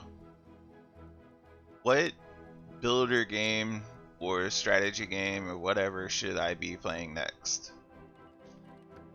I've been tempted to do XCOM.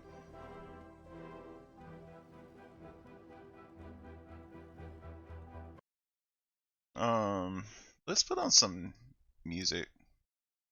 Do.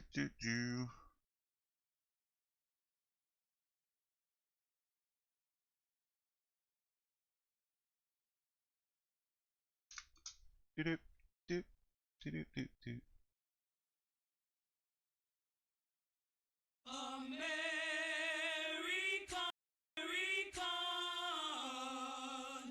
dream.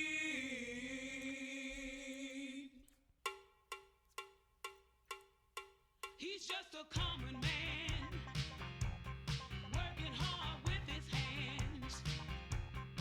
He's just a common man, working hard for the man. Hey, he's American dream. Hey, he's Is it true Trump got COVID? Yep. But he's still working.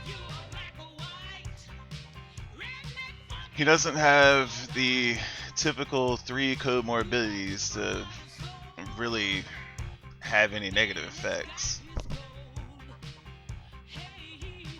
Because on average, it's 3 comorbidities that people die from COVID with. He only has 2. He's old and he's fat. He doesn't have any other health defects. So his chance of dying with 2 comorbidities is like 3% versus 80% at 3.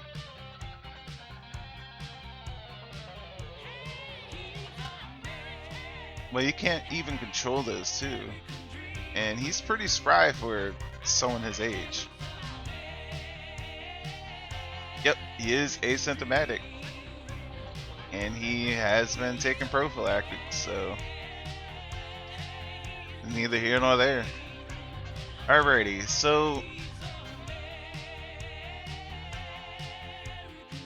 we have Battlefleet Gothic Armada. That is a strategy game. Battletech, another strategy game.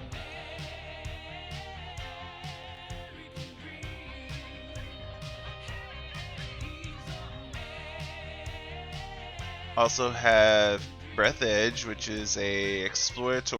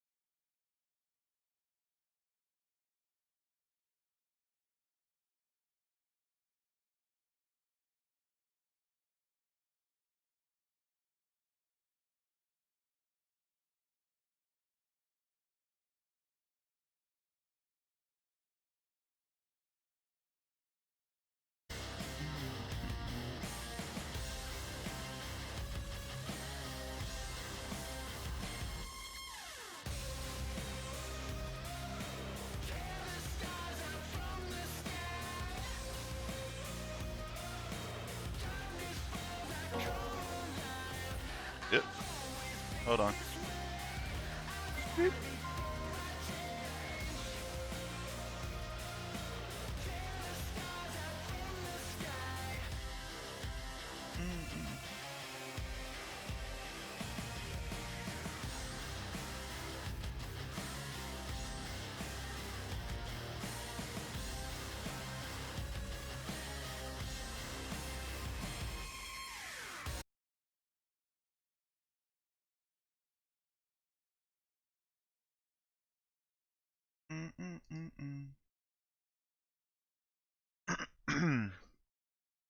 Loading. Please wait. Alright. Settings. Video. Don't want full screen. And I want it to be like... yeah. Maybe.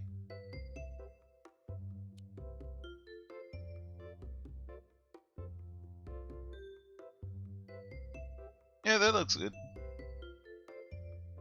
Could be wider. Let's try this. No, I said try this.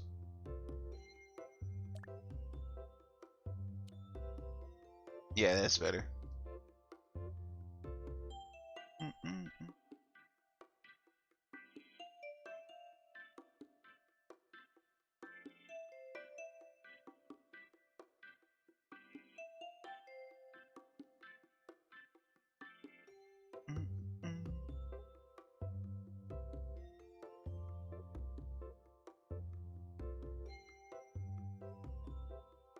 Just changing a few things.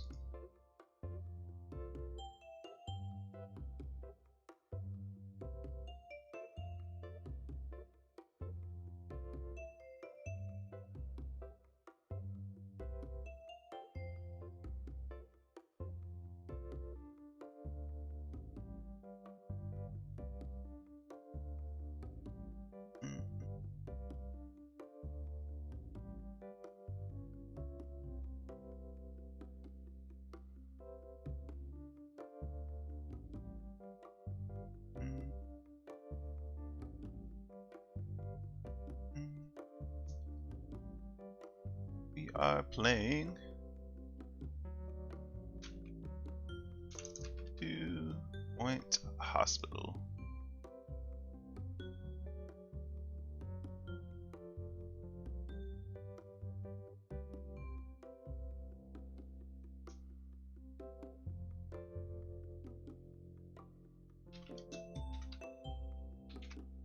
Alrighty. That's been changed. Think we're good. Think we're good. Maybe. Possibly. Move you here. Alright. Let's do this. New save. At 2 Point Hospital, over 52% of our patients believe they leave healthier than when they arrived. Our Over precisely 52%. calibrated equipment is operated by compassionate healthcare practitioners, many of whom have even been to medical school or watched ER. If you suffer from turtle head, let us ease your worries and noggin gently out of your body. Chest infection is no laughing matter. Put your trust and oversized shoes in our capable hands. We're building a brighter, safer future, and hardly anything will stand in our way. You deserve the best. So join us at 2 Point Hospital. We're open for new staff, new patients, and a new you. Can I go play golf yet? I'm teeing off at 3.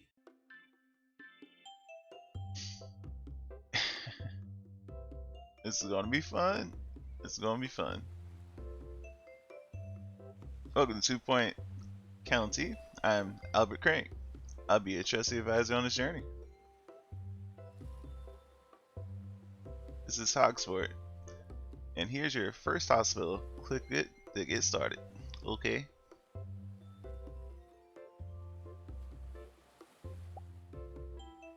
Looks like Martin Chen Chen has basically done everything he possibly can on this.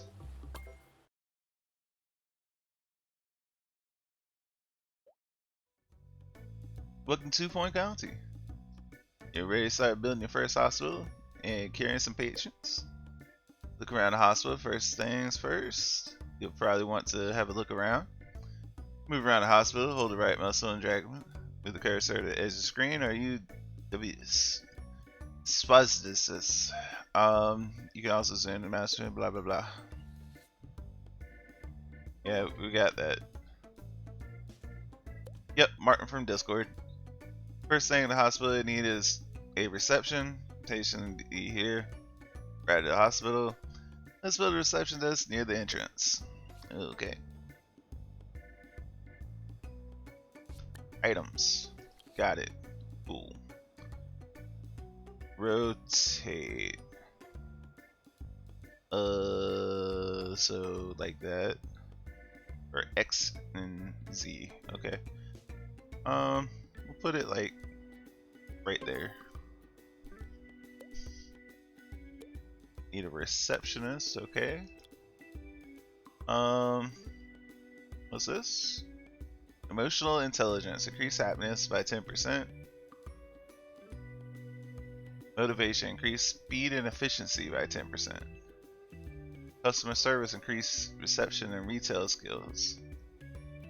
50% customer service skill, staff of this conversation 0. Motivation, which is that. Customer service, which is this. Customer service 2. And customer service 3. Stamina training. Energy drains at a reduced rate. Why would I not get him? I'm just saying, why would I not get him? He's expensive, but he good.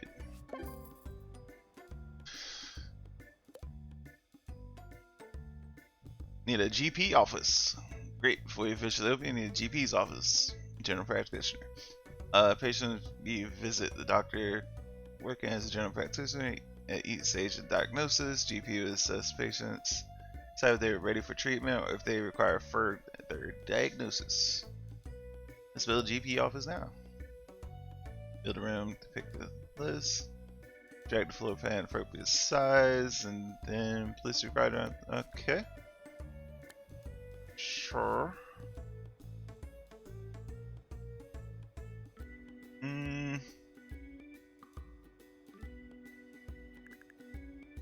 What if I do it like that?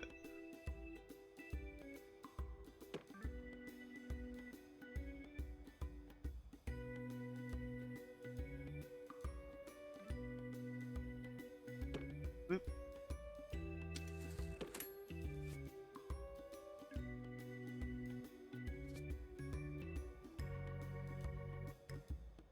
I can just put any of this in here.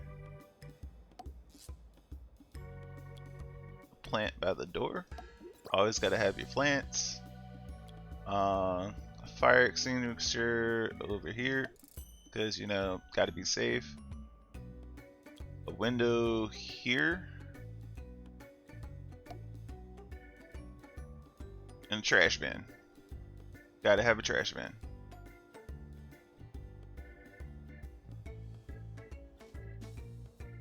Okay.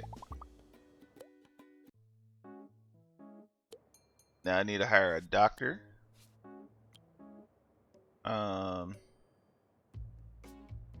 Bedside manner. Increase the happiness of a patient when dealing with them. Okay. Stamina trading. We already have that. Motivation. Treatment. Treatment skill, 10% treatment skill. Diagnosis. Increase diagnosis skills, 10% diagnosis. Well, you sound like something I need. There we go. And yet, good news, your hospital is now open for business. Patients are starting to arrive. After they register at reception, they'll be sent to GP for diagnosis. Okay. Zooming and rotating, already did that.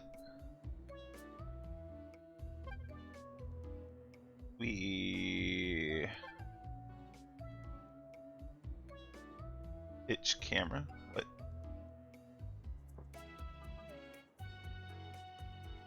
Pitch.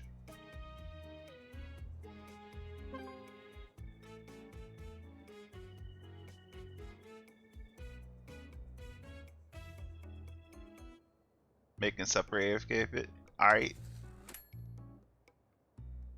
Nobody's coming to my hospital. Oh no.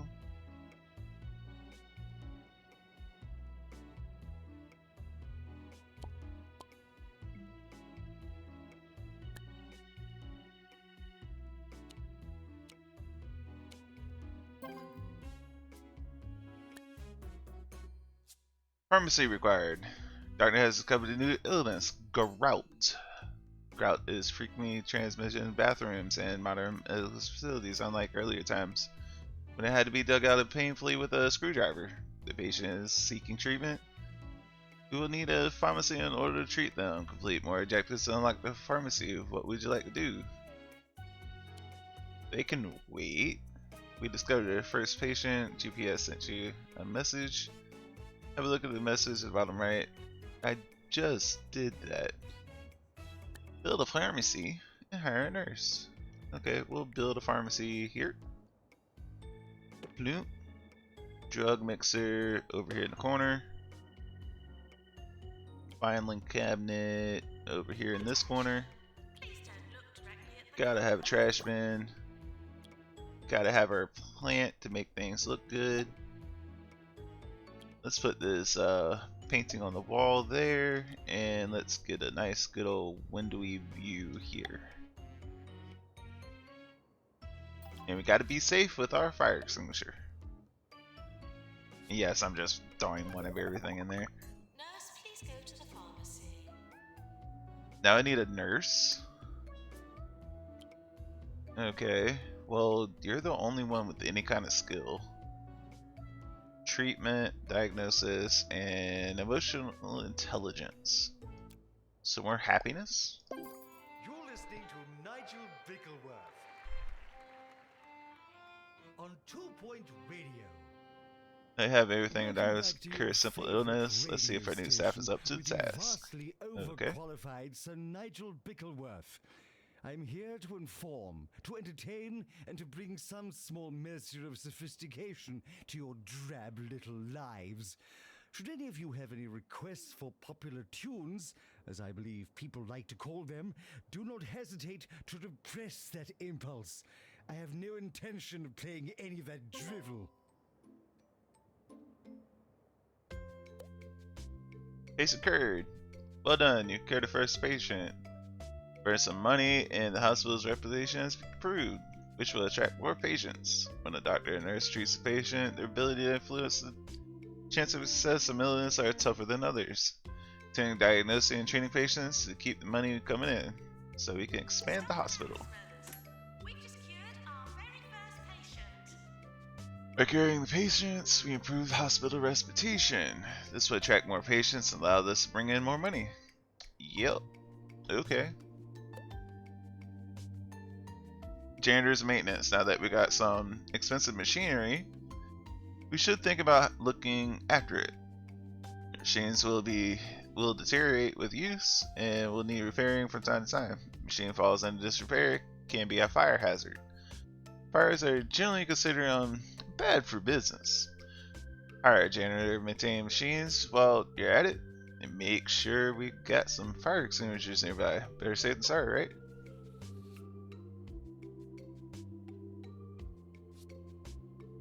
Main objective will always appear in the top right.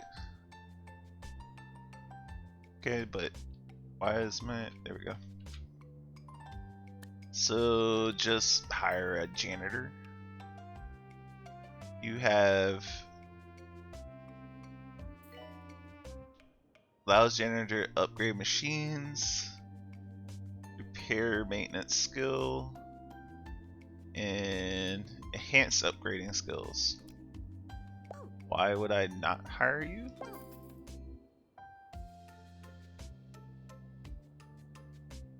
Janitor's called to repair a machine when its maintenance level falls below 50%. Keeping people happy. It's important to keep your staff and patients happy, ensure that the hospital runs smoothly. Patients get bored, thirsty, hungry over time. Make sure they have access to entertainment, food, drinks, and comfy seat. Access to make sure make sure you have access to entertainment, food, drink, comfy seat. When they're between appointments, they become unhappy, they will leave and go to another hospital. Got it.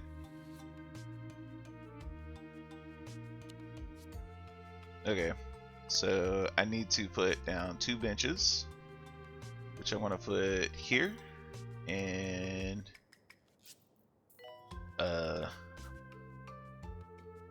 here. Okay. A leaflet stand, which is one of these. We'll put one of those in the middle of both of those. A drink machine. Well, if you want a drink machine, y'all gonna have to come way back here.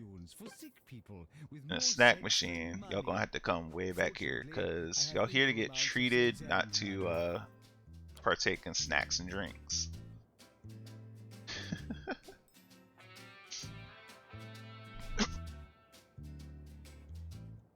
Nah.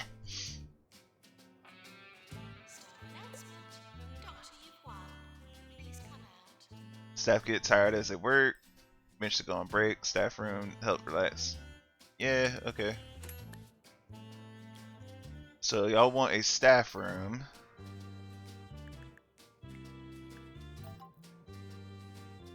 We'll make it as small as possible. And let's put your door over here. Let's put a sofa in here.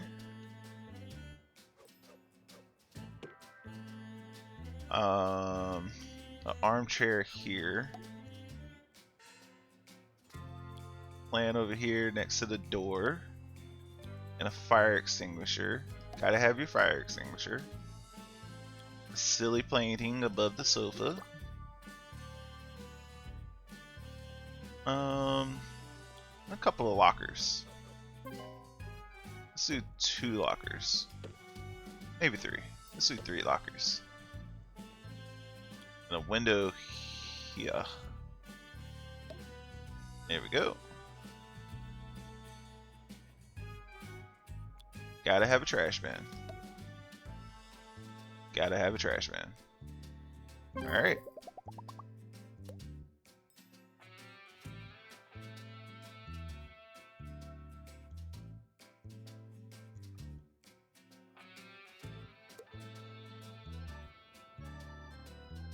So far, only losing money.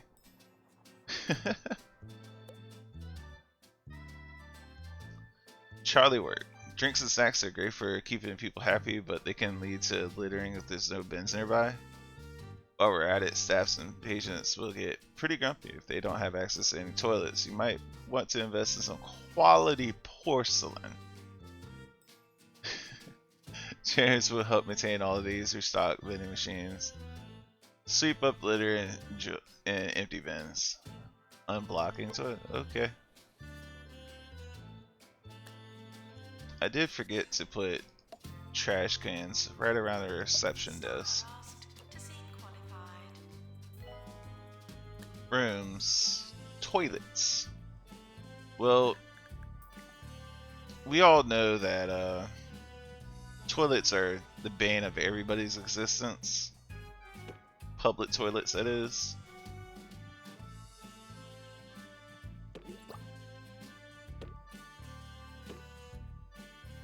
Want to make 4 of them there. Come on, rotate. There we go.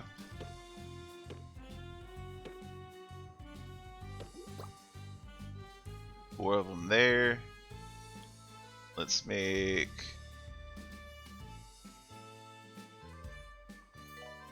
1, 2 sinks. Aw, man. Let's put the hand dryer way at the back over near the toilets. That's dumb, but whatever. It worked. Put the trash bin in the middle of everything.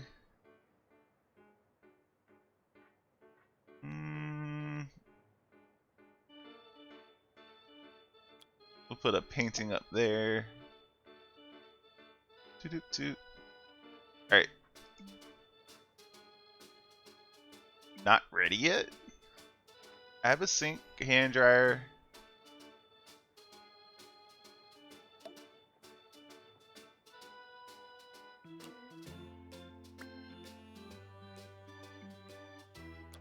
Not reachable? What?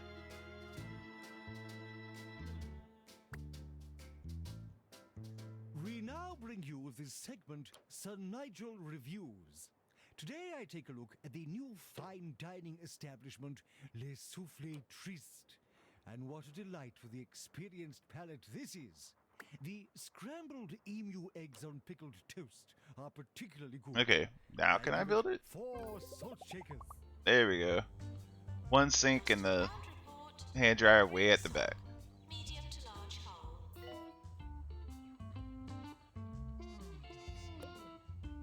Further diagnosis. We're hearing reports of a new illness in town. These might be hard to diagnose. May need to build a new diagnosis room. GP isn't certain. They will send a patient for further diagnosis. Okay. So far, kind of enjoying this.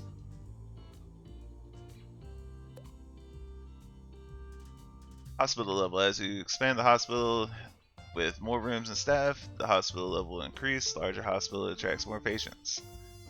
As the hospital gets busier, queues may start getting long.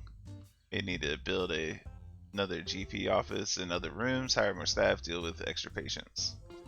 Look out for queue warnings above the room. Also hover a room to highlight people in queue for the room. Okay. Doctor's GP's office. And this requires a nurse. Let's put this right behind reception. We'll put the door here. Put the scanner here in the corner. Put the bed over here. Let's put a filing cabinet over in this corner. Trash bin right behind the bed. Extinguisher right next to the door. Let's put a window right here next to the secretary. Put a plant right next to the door. And this weird painting right there, so everybody can see it. Let's go. And we need a nurse. Bloop. Maintenance announcement. Plants need water. I don't remember hiring a first nurse, honestly.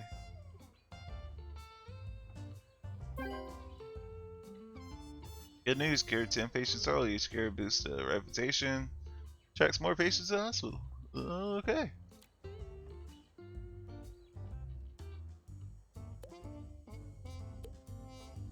New illness in town.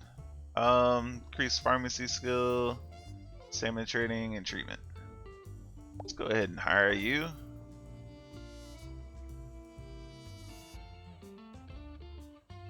And I actually want to move you.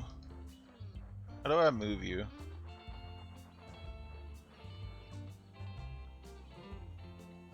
How do I move you? Pick up. 2-point radio. Pick up.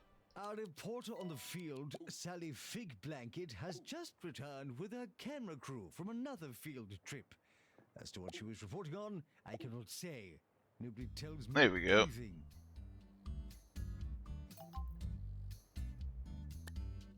New illness. New mysterious guts discovered. Doctor has discovered new misery guts. Chronic grumpiness due to nihilistic semicolon. We'll send the patient for treatment at our pharmacy. Oy. Oy.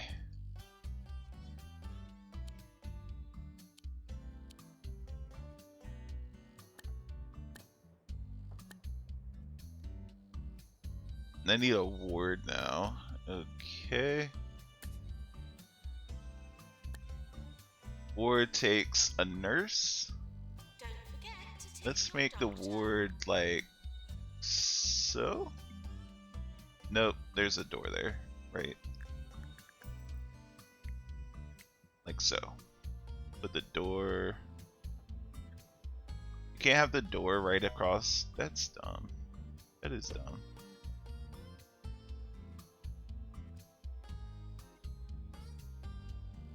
Let's put the station all the way here in the back.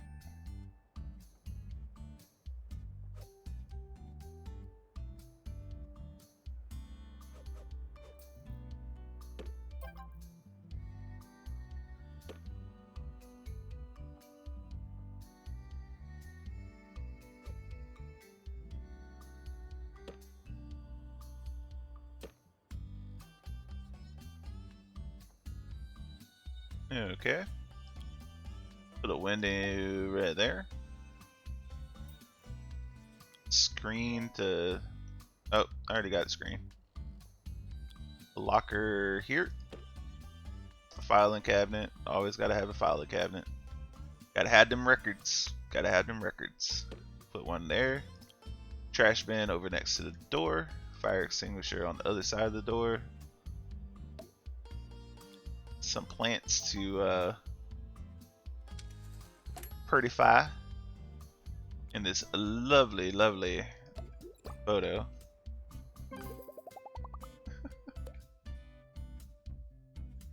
Roads can be used for diagnosis and also treat a range of illnesses. A nurse is required to admit each patient, look after them, and discharge them when they are ready to leave. Add multiple beds to a ward to deal with more than one patient at a time. You can also adjust the number of nurses that should work in there in the room settings. This is useful if you have lots of patients. Okay, cool. And we're gonna hire you. Nurse to the ward, please. I don't know how to get to this room, mythical room setting thing. Use the staff patient. Yeah, use the staff list, patient list, and illness list to monitor and manage the people of your hospital. Quickly find staff and patient, then jump to them in the hospital. Okay. Staff list. Use staff list quickly find. Yeah, you kind of just said that. Okay, so that means you have low energy. Sad all the time, and my cooking is terrible. Sound familiar? What can he do, Dave? Why don't you try 2 the Point Orb Hospital. Foundation? The Orb Foundation? The Orb Foundation. I used to have problems, but now I just have fun instead. The Orb is the perfect shape staff pay and the review. perfect solution. View salaries of your staff, see how satisfied they are with their pay. As staff are promoted and trained, they will expect higher salary. 2 Point Radio. Their pay satisfaction will set overall happiness. Makes next to each person in pay satisfaction. Try to give someone a pay raise, adjust their side of all salary. Burn the button to quickly give a pay raise to all the people who feel underpaid. Use the satisfy pay request button.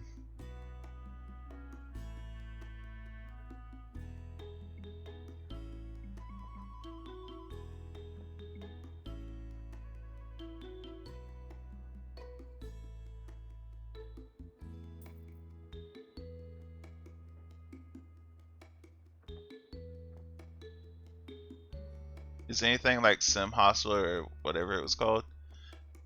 This is very similar to Theme Hospital. It's made by the same people. Patients. Patient list. Yeah, we got that. Illnesses. 100% cure rate across the board. Nice. Overview. Our profits are going up.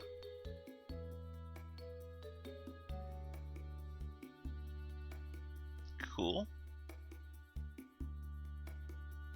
Awards. Oh. Cool. There's actually a leaderboard too.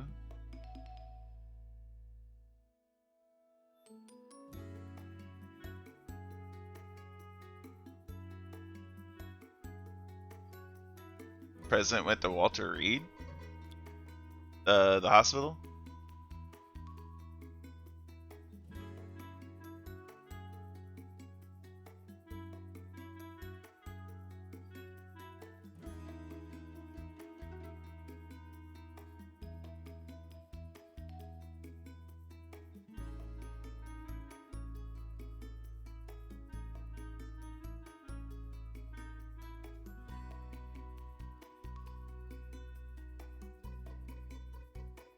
Fatigue and a light fever.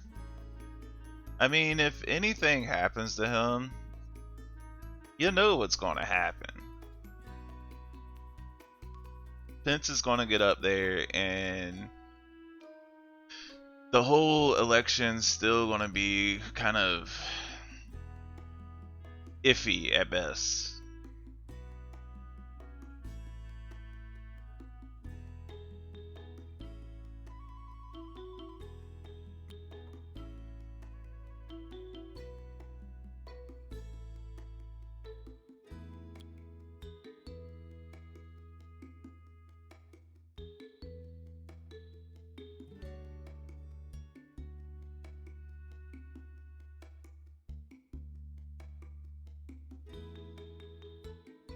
Why is that not 100%?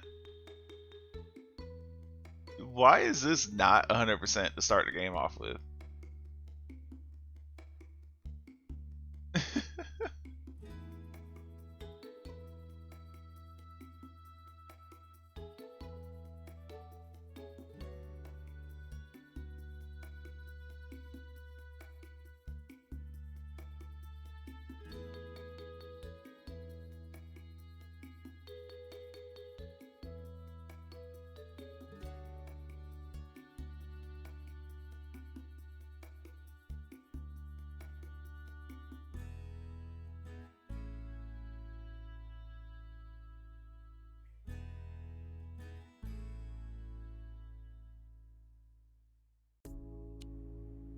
Weird.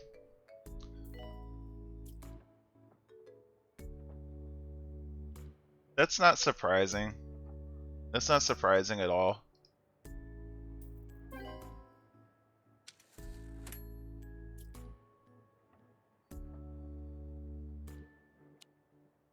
My reputation is in good standing. Alright, I need another GP. Let's build. Maybe not here. Here? Patients are reminded that this is a workplace, not a theme park.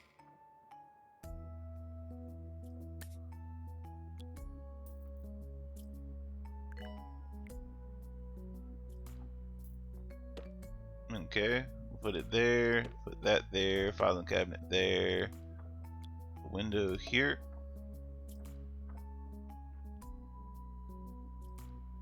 Trash bin next to the door, fire extinguisher other side of the door, weirdo plant over here next to the window, this ugly ass painting there. Let's go.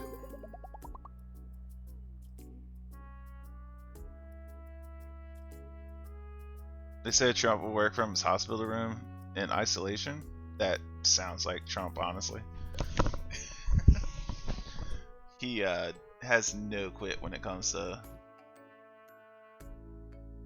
getting stuff done. 2 Point Manager says, keen to recognize achievements of every hospital in the country. If we can build a hospital that satisfies the needs of the local area, the hospital will be awarded an official star rating. This would be great for our organization. Not only does come each star but come associated rewards, but it will allow us to establish new hospitals around the country. County. It's county, not country.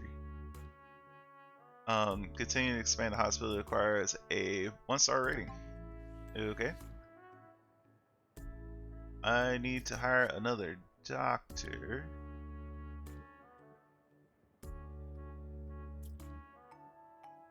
Yeah, let's do you. You have diagnostics. What is this?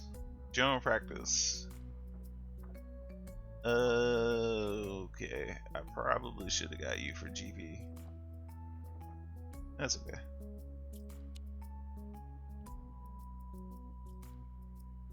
I need something for a light bulb to head. Clean up after yourself and others. If ever you have found yourself at a loss as to the correct usage of the English language, you may enjoy my popular guide to good grammar. A public service I perform with no shortage of humility. I would do one to proper Trash pronunciation bin. as well, but I fear your Fire underdeveloped vocal abilities would make extinguisher this there. quite impossible. Little plants over here.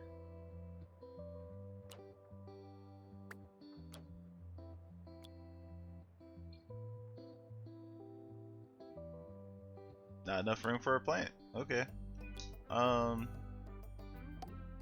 Picture on the wall and a window back here. Cool. Let's do it. What do these need? Think they need nurse? Need a doctor. Okay. Let's hire you.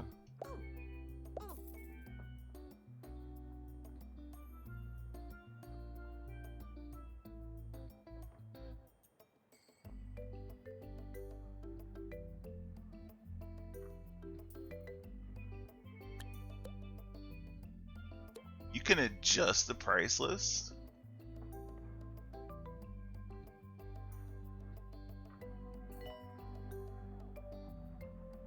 There is so much to this game.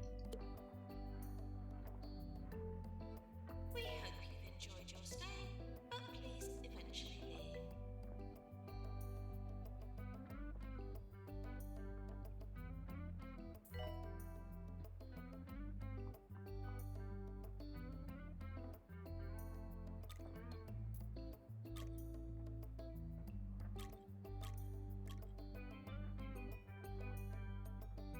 I'm not taking a loan. Go away. Doctor needed in GP's office.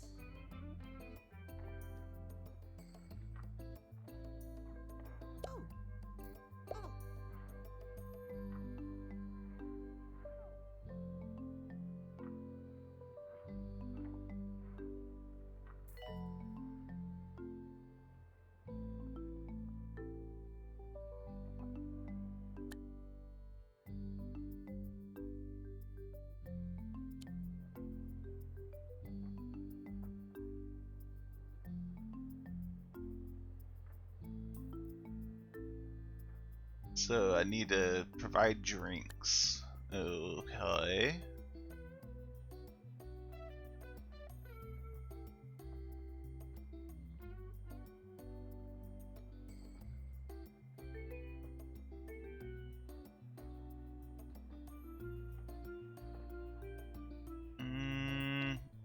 There's no water fountain, so I gotta use a drink machine. Well, fine then. I will put drink machines down all over the fucking place. Patients are not permitted to sleep in ward beds. We're busy. Recover at home.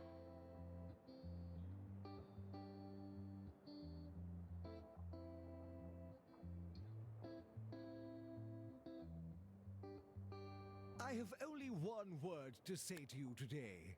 Trousers, people. Trousers.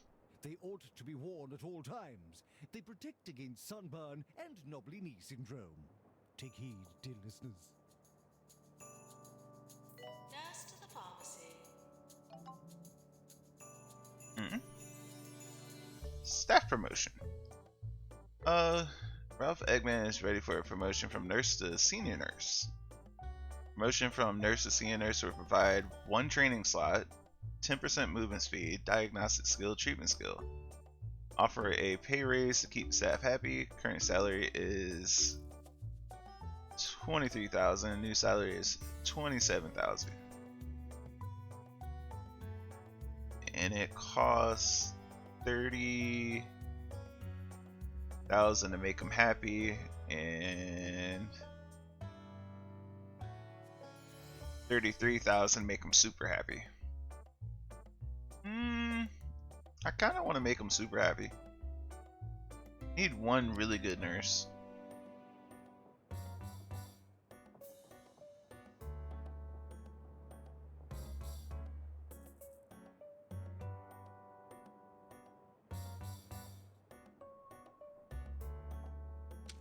We're close to award season.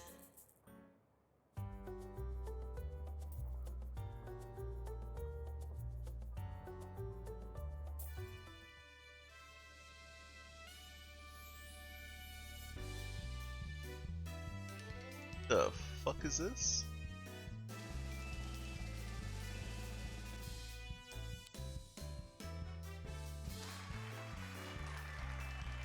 Okay, I got a silver Doctor of the Year thing.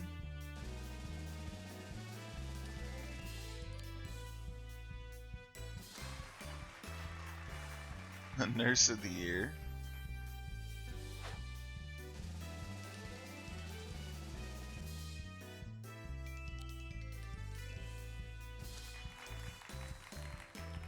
Janitor of the Year.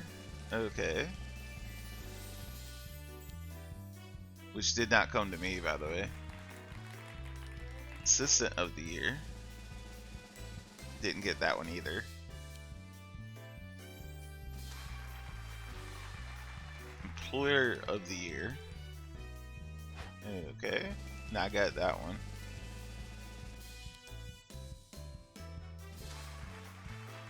No deaths. Of course I got that one.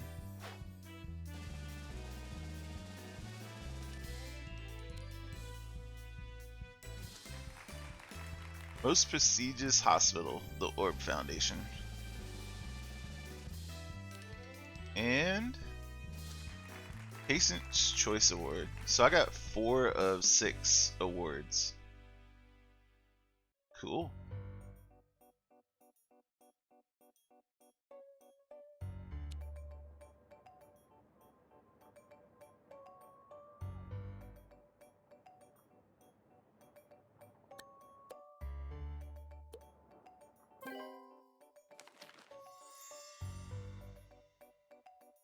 Dear Hospital Administrator, 1-star hospital. Congratulations, your hospital has been awarded 1-star rating. That's 1 out of possible 3. By the 2 Point Health Ministry, I've received your file from a bin of to celebrate. Continue to develop your enterprise in Hogsport with further esteem and treatments if you believe that you're capable of more. Alternatively, run before you can walk and begin to expand your organization by opening a new hospital in Lower Bollocks. The choice, as they say, is yours. Yours fragrantly, Parkwind Foxbriggs, Health Minister.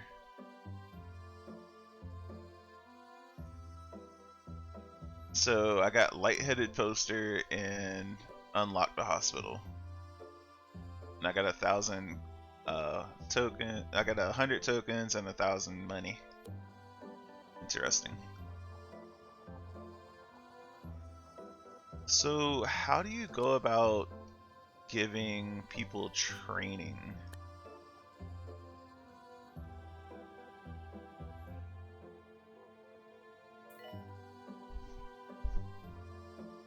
And this is a chill game.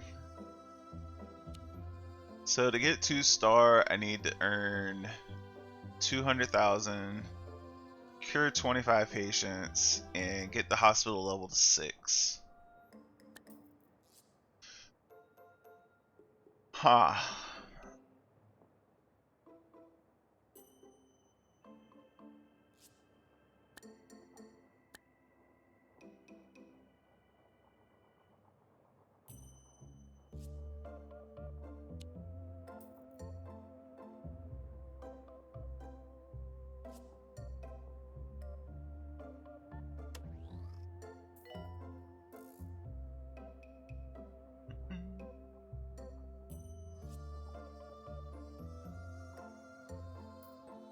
Yeah, there is a patient list.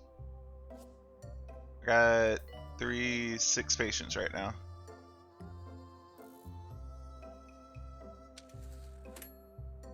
And most of their happiness is basically maxed out. Except for this one dude.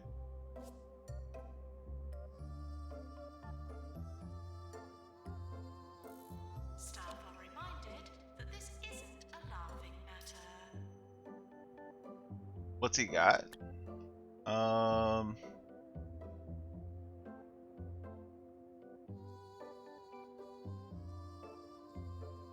Doesn't have a diagnosis yet.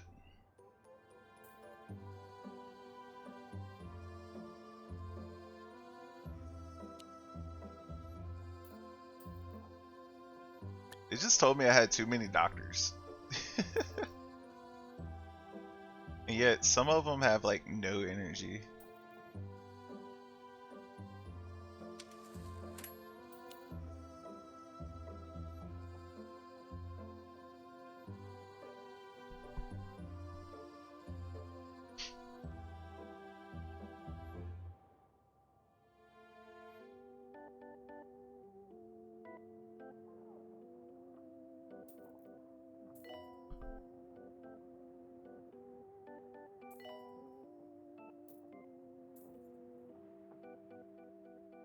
Items. Ricky Hawthorne on 2 Point Radio.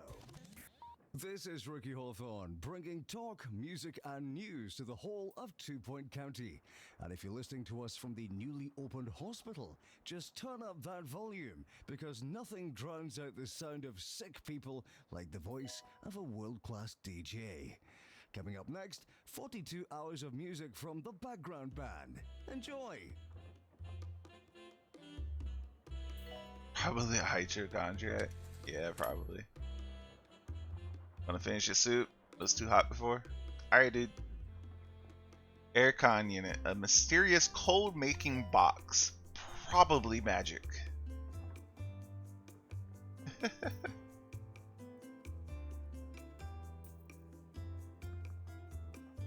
Small aircon unit. Not further away, actually smaller than a regular unit. Okay. I kind of would like to get some of these. Really, that's way down the list. Yes, I want a drinking fountain.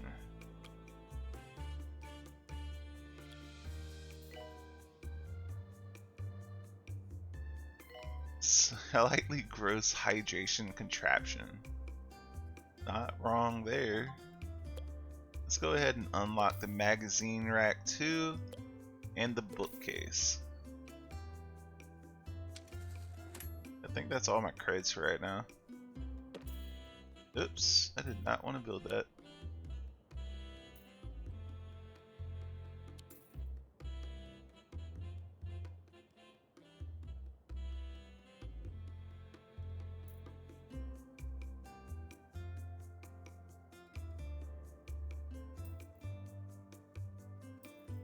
Maintenance announcement.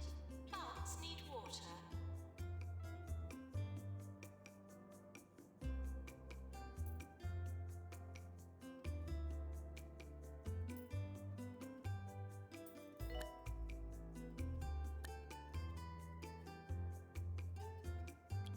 Let's get a magazine rack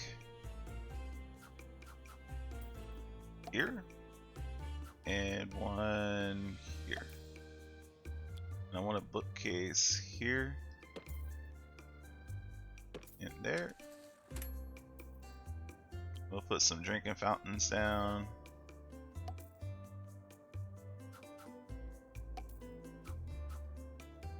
Gotta have one outside the bathroom. We'll put one here.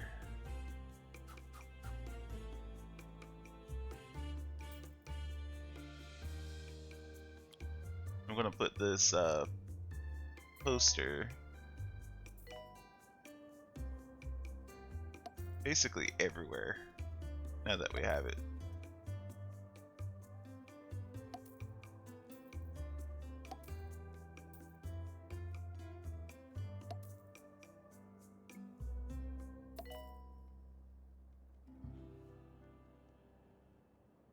You know, I've been humming that tune to myself all week, which is uncanny because I've never heard it before. Or have I? Oh well, more catchy music coming right up. Attention. Has anyone seen my pen? Has anyone seen your pen? Really?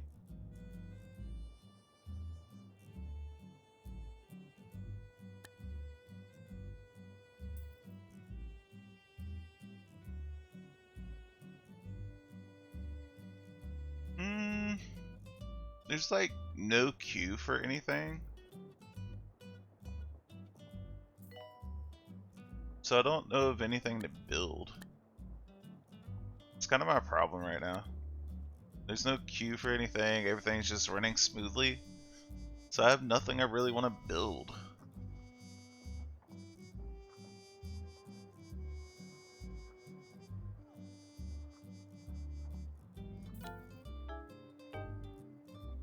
What? What happened? Someone died. Oh. Take a seat. Get off those feet.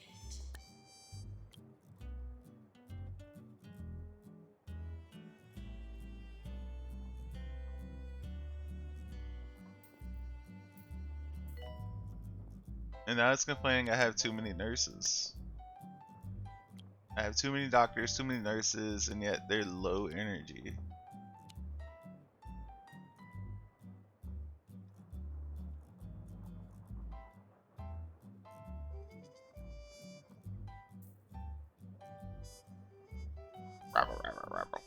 Maybe I put it in another break room. Another break room sounds good. Staff room. Yeah, we can sell that one.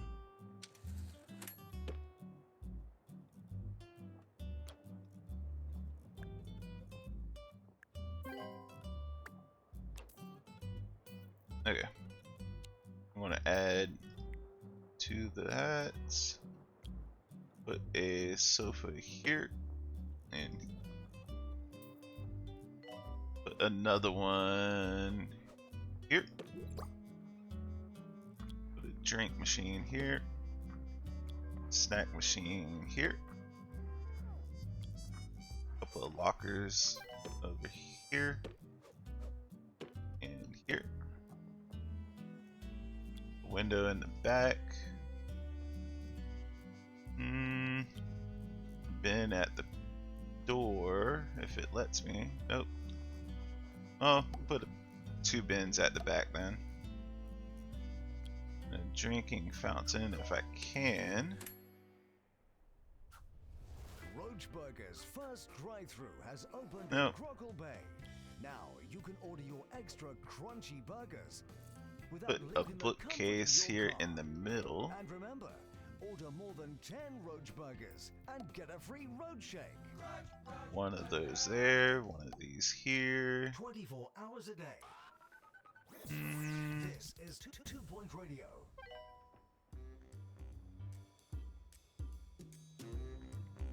Really, I don't have room for a fire extinguisher? There we go. Please don't unplug any Do part it. of hospital equipment. Nice. Get a big old break room there.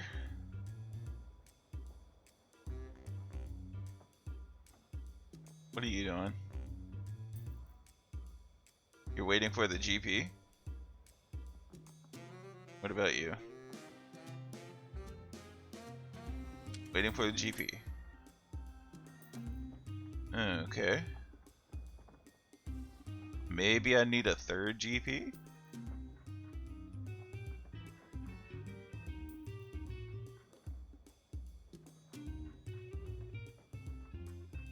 I might need a third GP. I might need a bigger ward too, because they're taking up all the beds. Let's do a ward.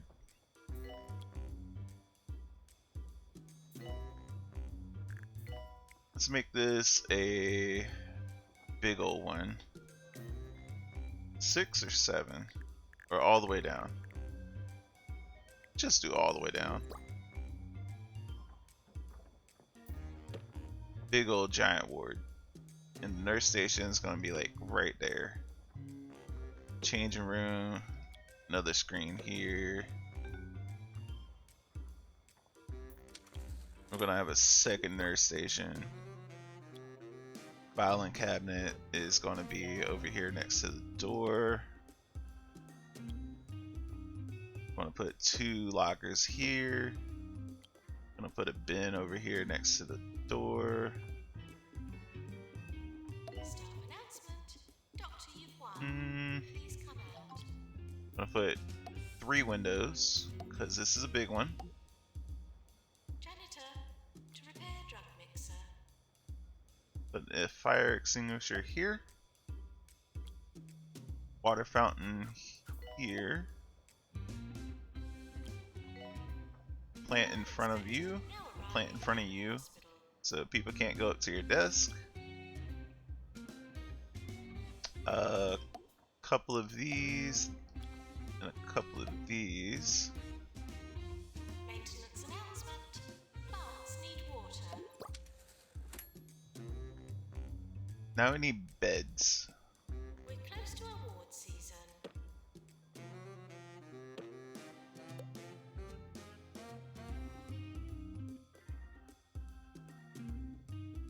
No. Why would I want to stop editing?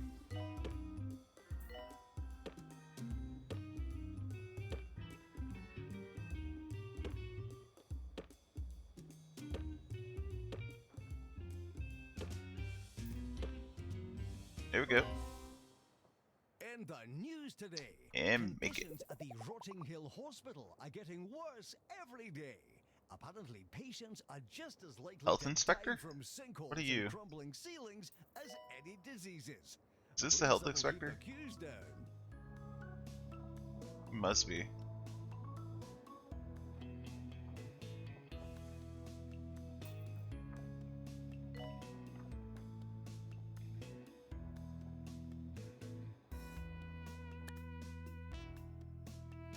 Ward emergency. A group of ward patients has been stranded after a Bungle Meditech hospital imploded. Are now looking for further treatment. Will be rewarded if we treat this group of patients. Would you have them sent here? Challenge. Cure 5 patients with bed face. Treatment room ward 2 in the hospital. Limit time. Yeah, sure, let's do it. Arriving for the ward. Might need another nurse, but sure.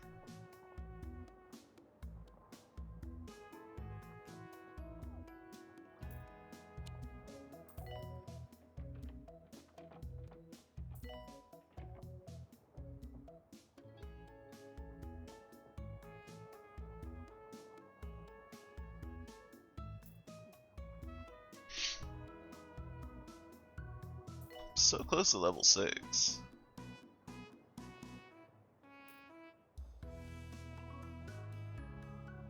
Why are y'all going to that ward?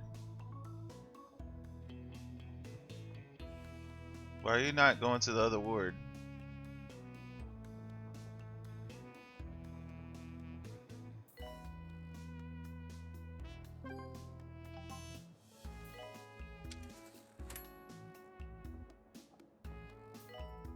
You should seriously be going to the other ward.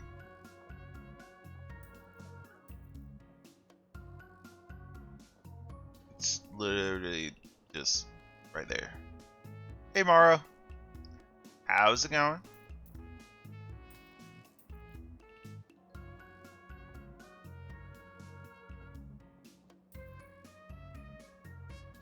Patients are asked to trust us with their lives.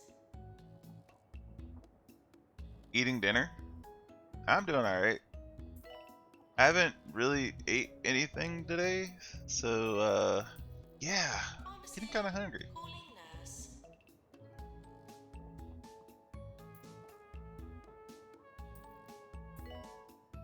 I better eat something.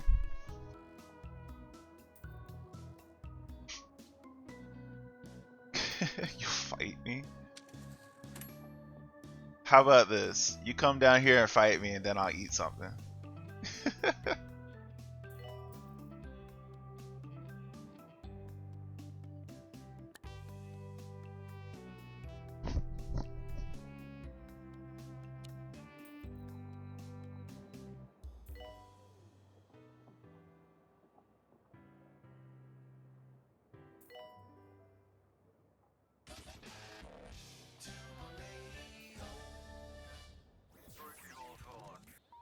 What a smashing day for a bit of gardening. I mean, who doesn't like gardening? Digging up a bit of soil, sticking your hands in a bit of manure. Oh, I can almost smell Cool. it now. No, wait.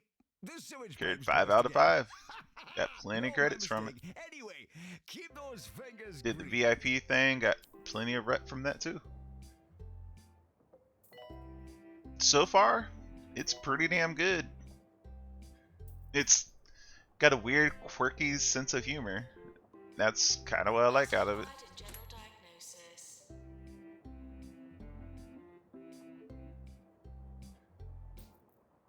Where are you going, dude? Okay, I guess you're happy. You want it for the Switch? I don't know how it will do it on the Switch.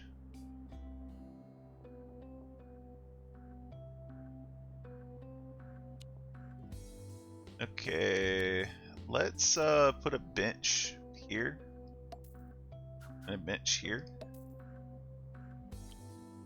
and let's put a drinking fountain there. And we gotta have more fire extinguishers. We'll give you something to read with a leaf stand and a magazine rack and a bookcase.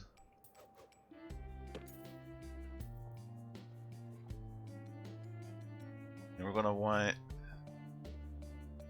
Maintenance announcement. let's get a big bin. Things will become full. Let's put a big bin like right there.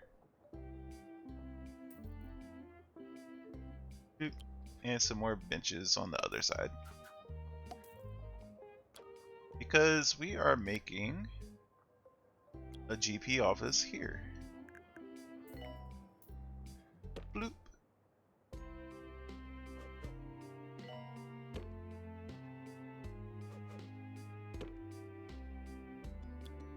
Window here. Bin next to the door. And an extinguisher here. Bookcase on the wall. Do it. 2-star hospital. Congratulations, your hospital has been awarded 2-star rating by a 2-point health ministry. If you proceed at your current pace, you achieve everything you can in founding establishments soon enough.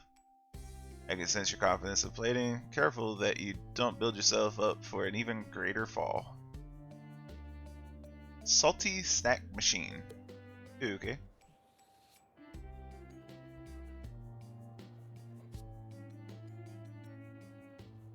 Cure 30 patients. Earn 400,000. Hospital value of 750,000. I already have everything I need for that. I just need to wait. So we're just waiting for the 3rd star. I'm okay with that.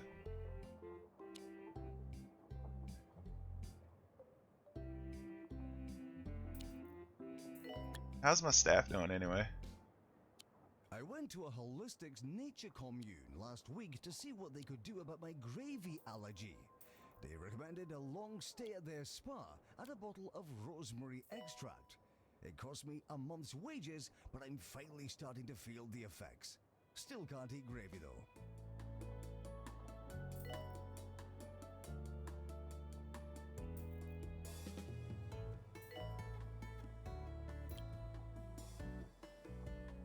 So how did I get a random promotion? Oh, they're all senior nurses. Okay, I see. I got 2 doctors and a consultant.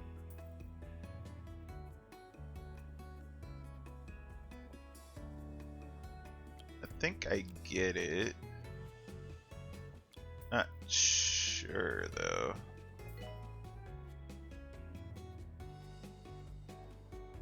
And there's supposed to be this way to give them training. Register your body for compost donation today. Help the grass be greener from the other side.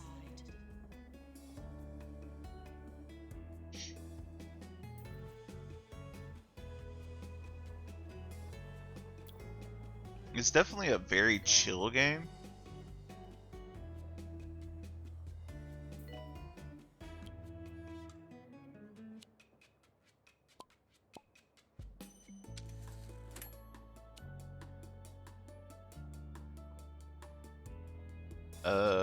Where's my... Uh-oh.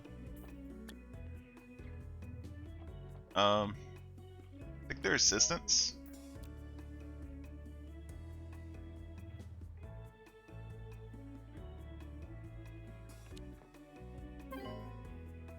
Got a long line of people, so let's hire another assistant. Let's hire you. And we can have another receptionist desk here. There we go.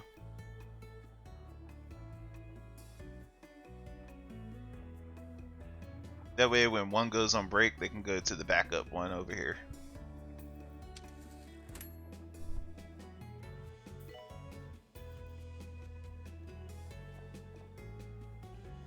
Fire test.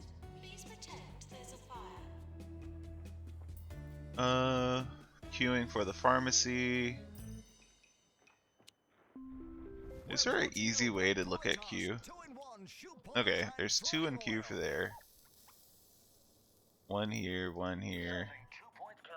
This is 2 Point Radio.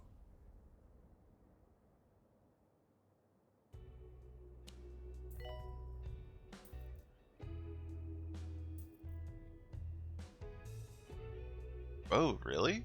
You can designate male, female staff or patients? Interesting.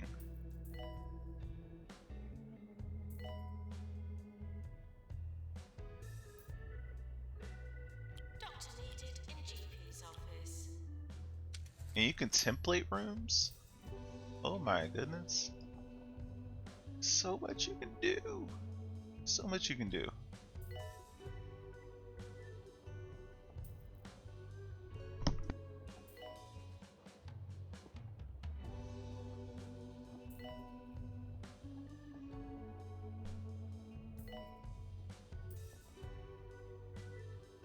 What are you? Next to the pharmacy.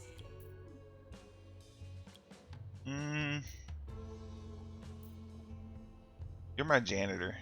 Okay.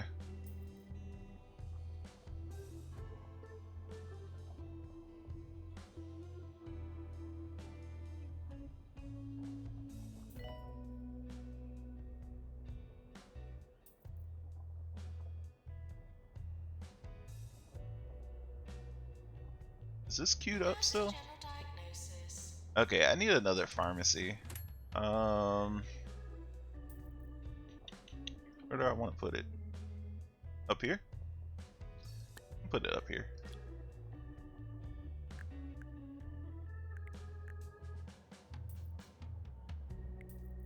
If I make it big enough, I should be able to put 2 drug mixers.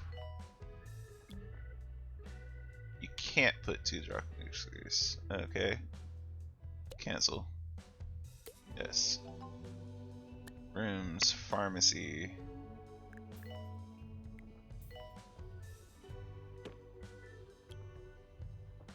Drug mixer, filing cabinet, bin next to the door, fire extinguisher. Health inspector now arriving at the hospital.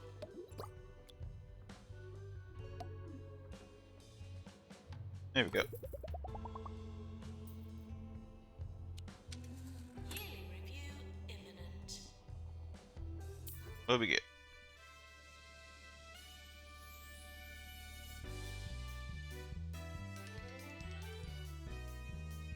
I'm not going to go through each individual this time. Oh, we got the Patient Choice Award. Nice. Most prestigious and janitor and assistant. Okay. I think we just need a new janitor. 7 patients with lightheadedness.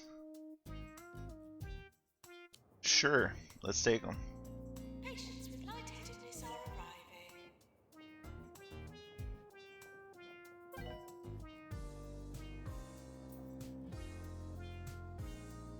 I actually might want to get another Deluxe-O-Matic.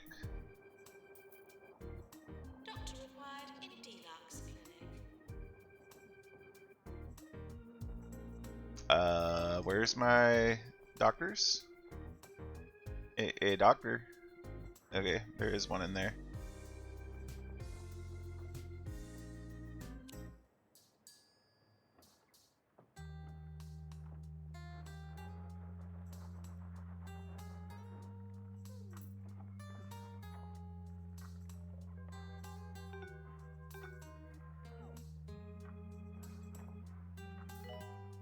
Boop.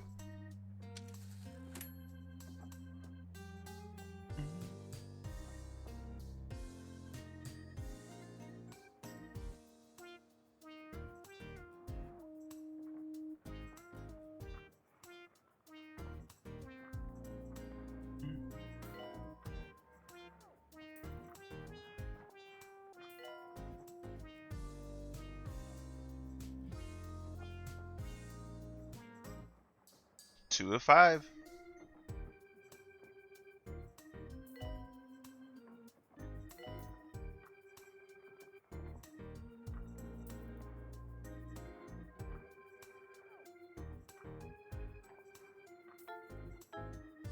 And 1 failed.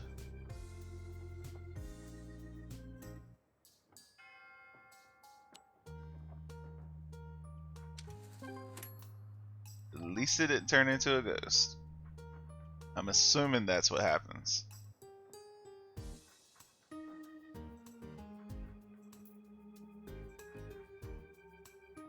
There's 6 people in queue for this? Jeez.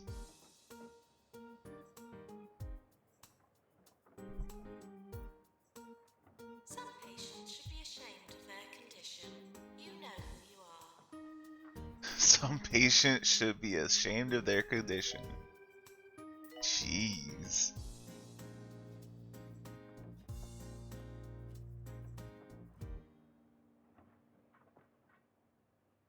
In today's headlines, lottery winner Arthur Compass has announced winning the jackpot. Well, I hasn't don't changed think him I'm going one to bit. finish doing all of His announcement these. floating over Croquembouche in his new gold-plated hovercraft, just like he's always done. Got 2 failures too.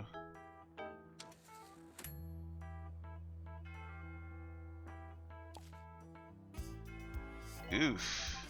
Oof. And I got a ghost. Expired. I need a Ghostbuster. Yeah, let's get a Ghostbuster right there. You didn't Ghostbust, bro. You need to go Ghostbust.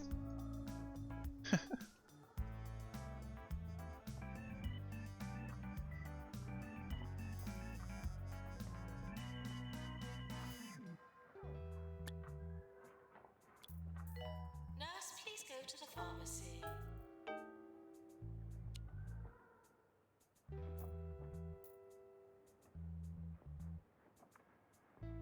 There we go. You got him. And you got him.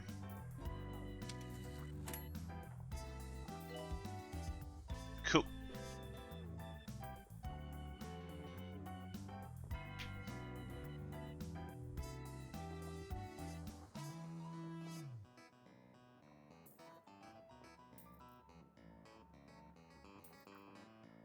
Almost there, folks.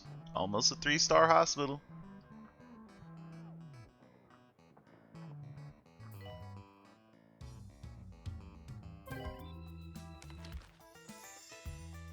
Congratulations. Your hospital has been awarded with a 3-star rating by 2 Ministry. Hope for your sake that you remember how you were able to concoct such a model institution, because the county will be expecting you to repeat the feat ad infinitum.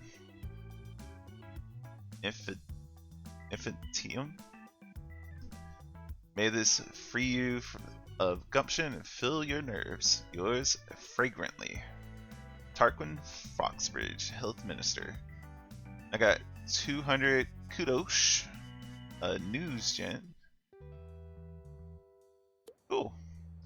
Alright, well, folks, that's going to be it for today. We are going to go ahead and raid my man Funky G.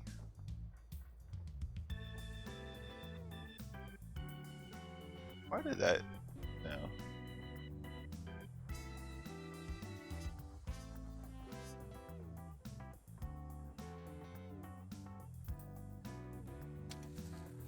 Do. Megan Purse has sent in a Here we very go. thorough quote for Raid's today's open. nice words of the day. I Remember, will see y'all you over are there. strong and blessed. Do. That to live is to learn, and that all bad things happen for a reason, while good ones come to those Been a good who one, wait. and That's we a will be lot of playing nice words, Megan. Mass Effect tonight in a couple hours. Gonna go see Benezia. I'll see y'all then. Later.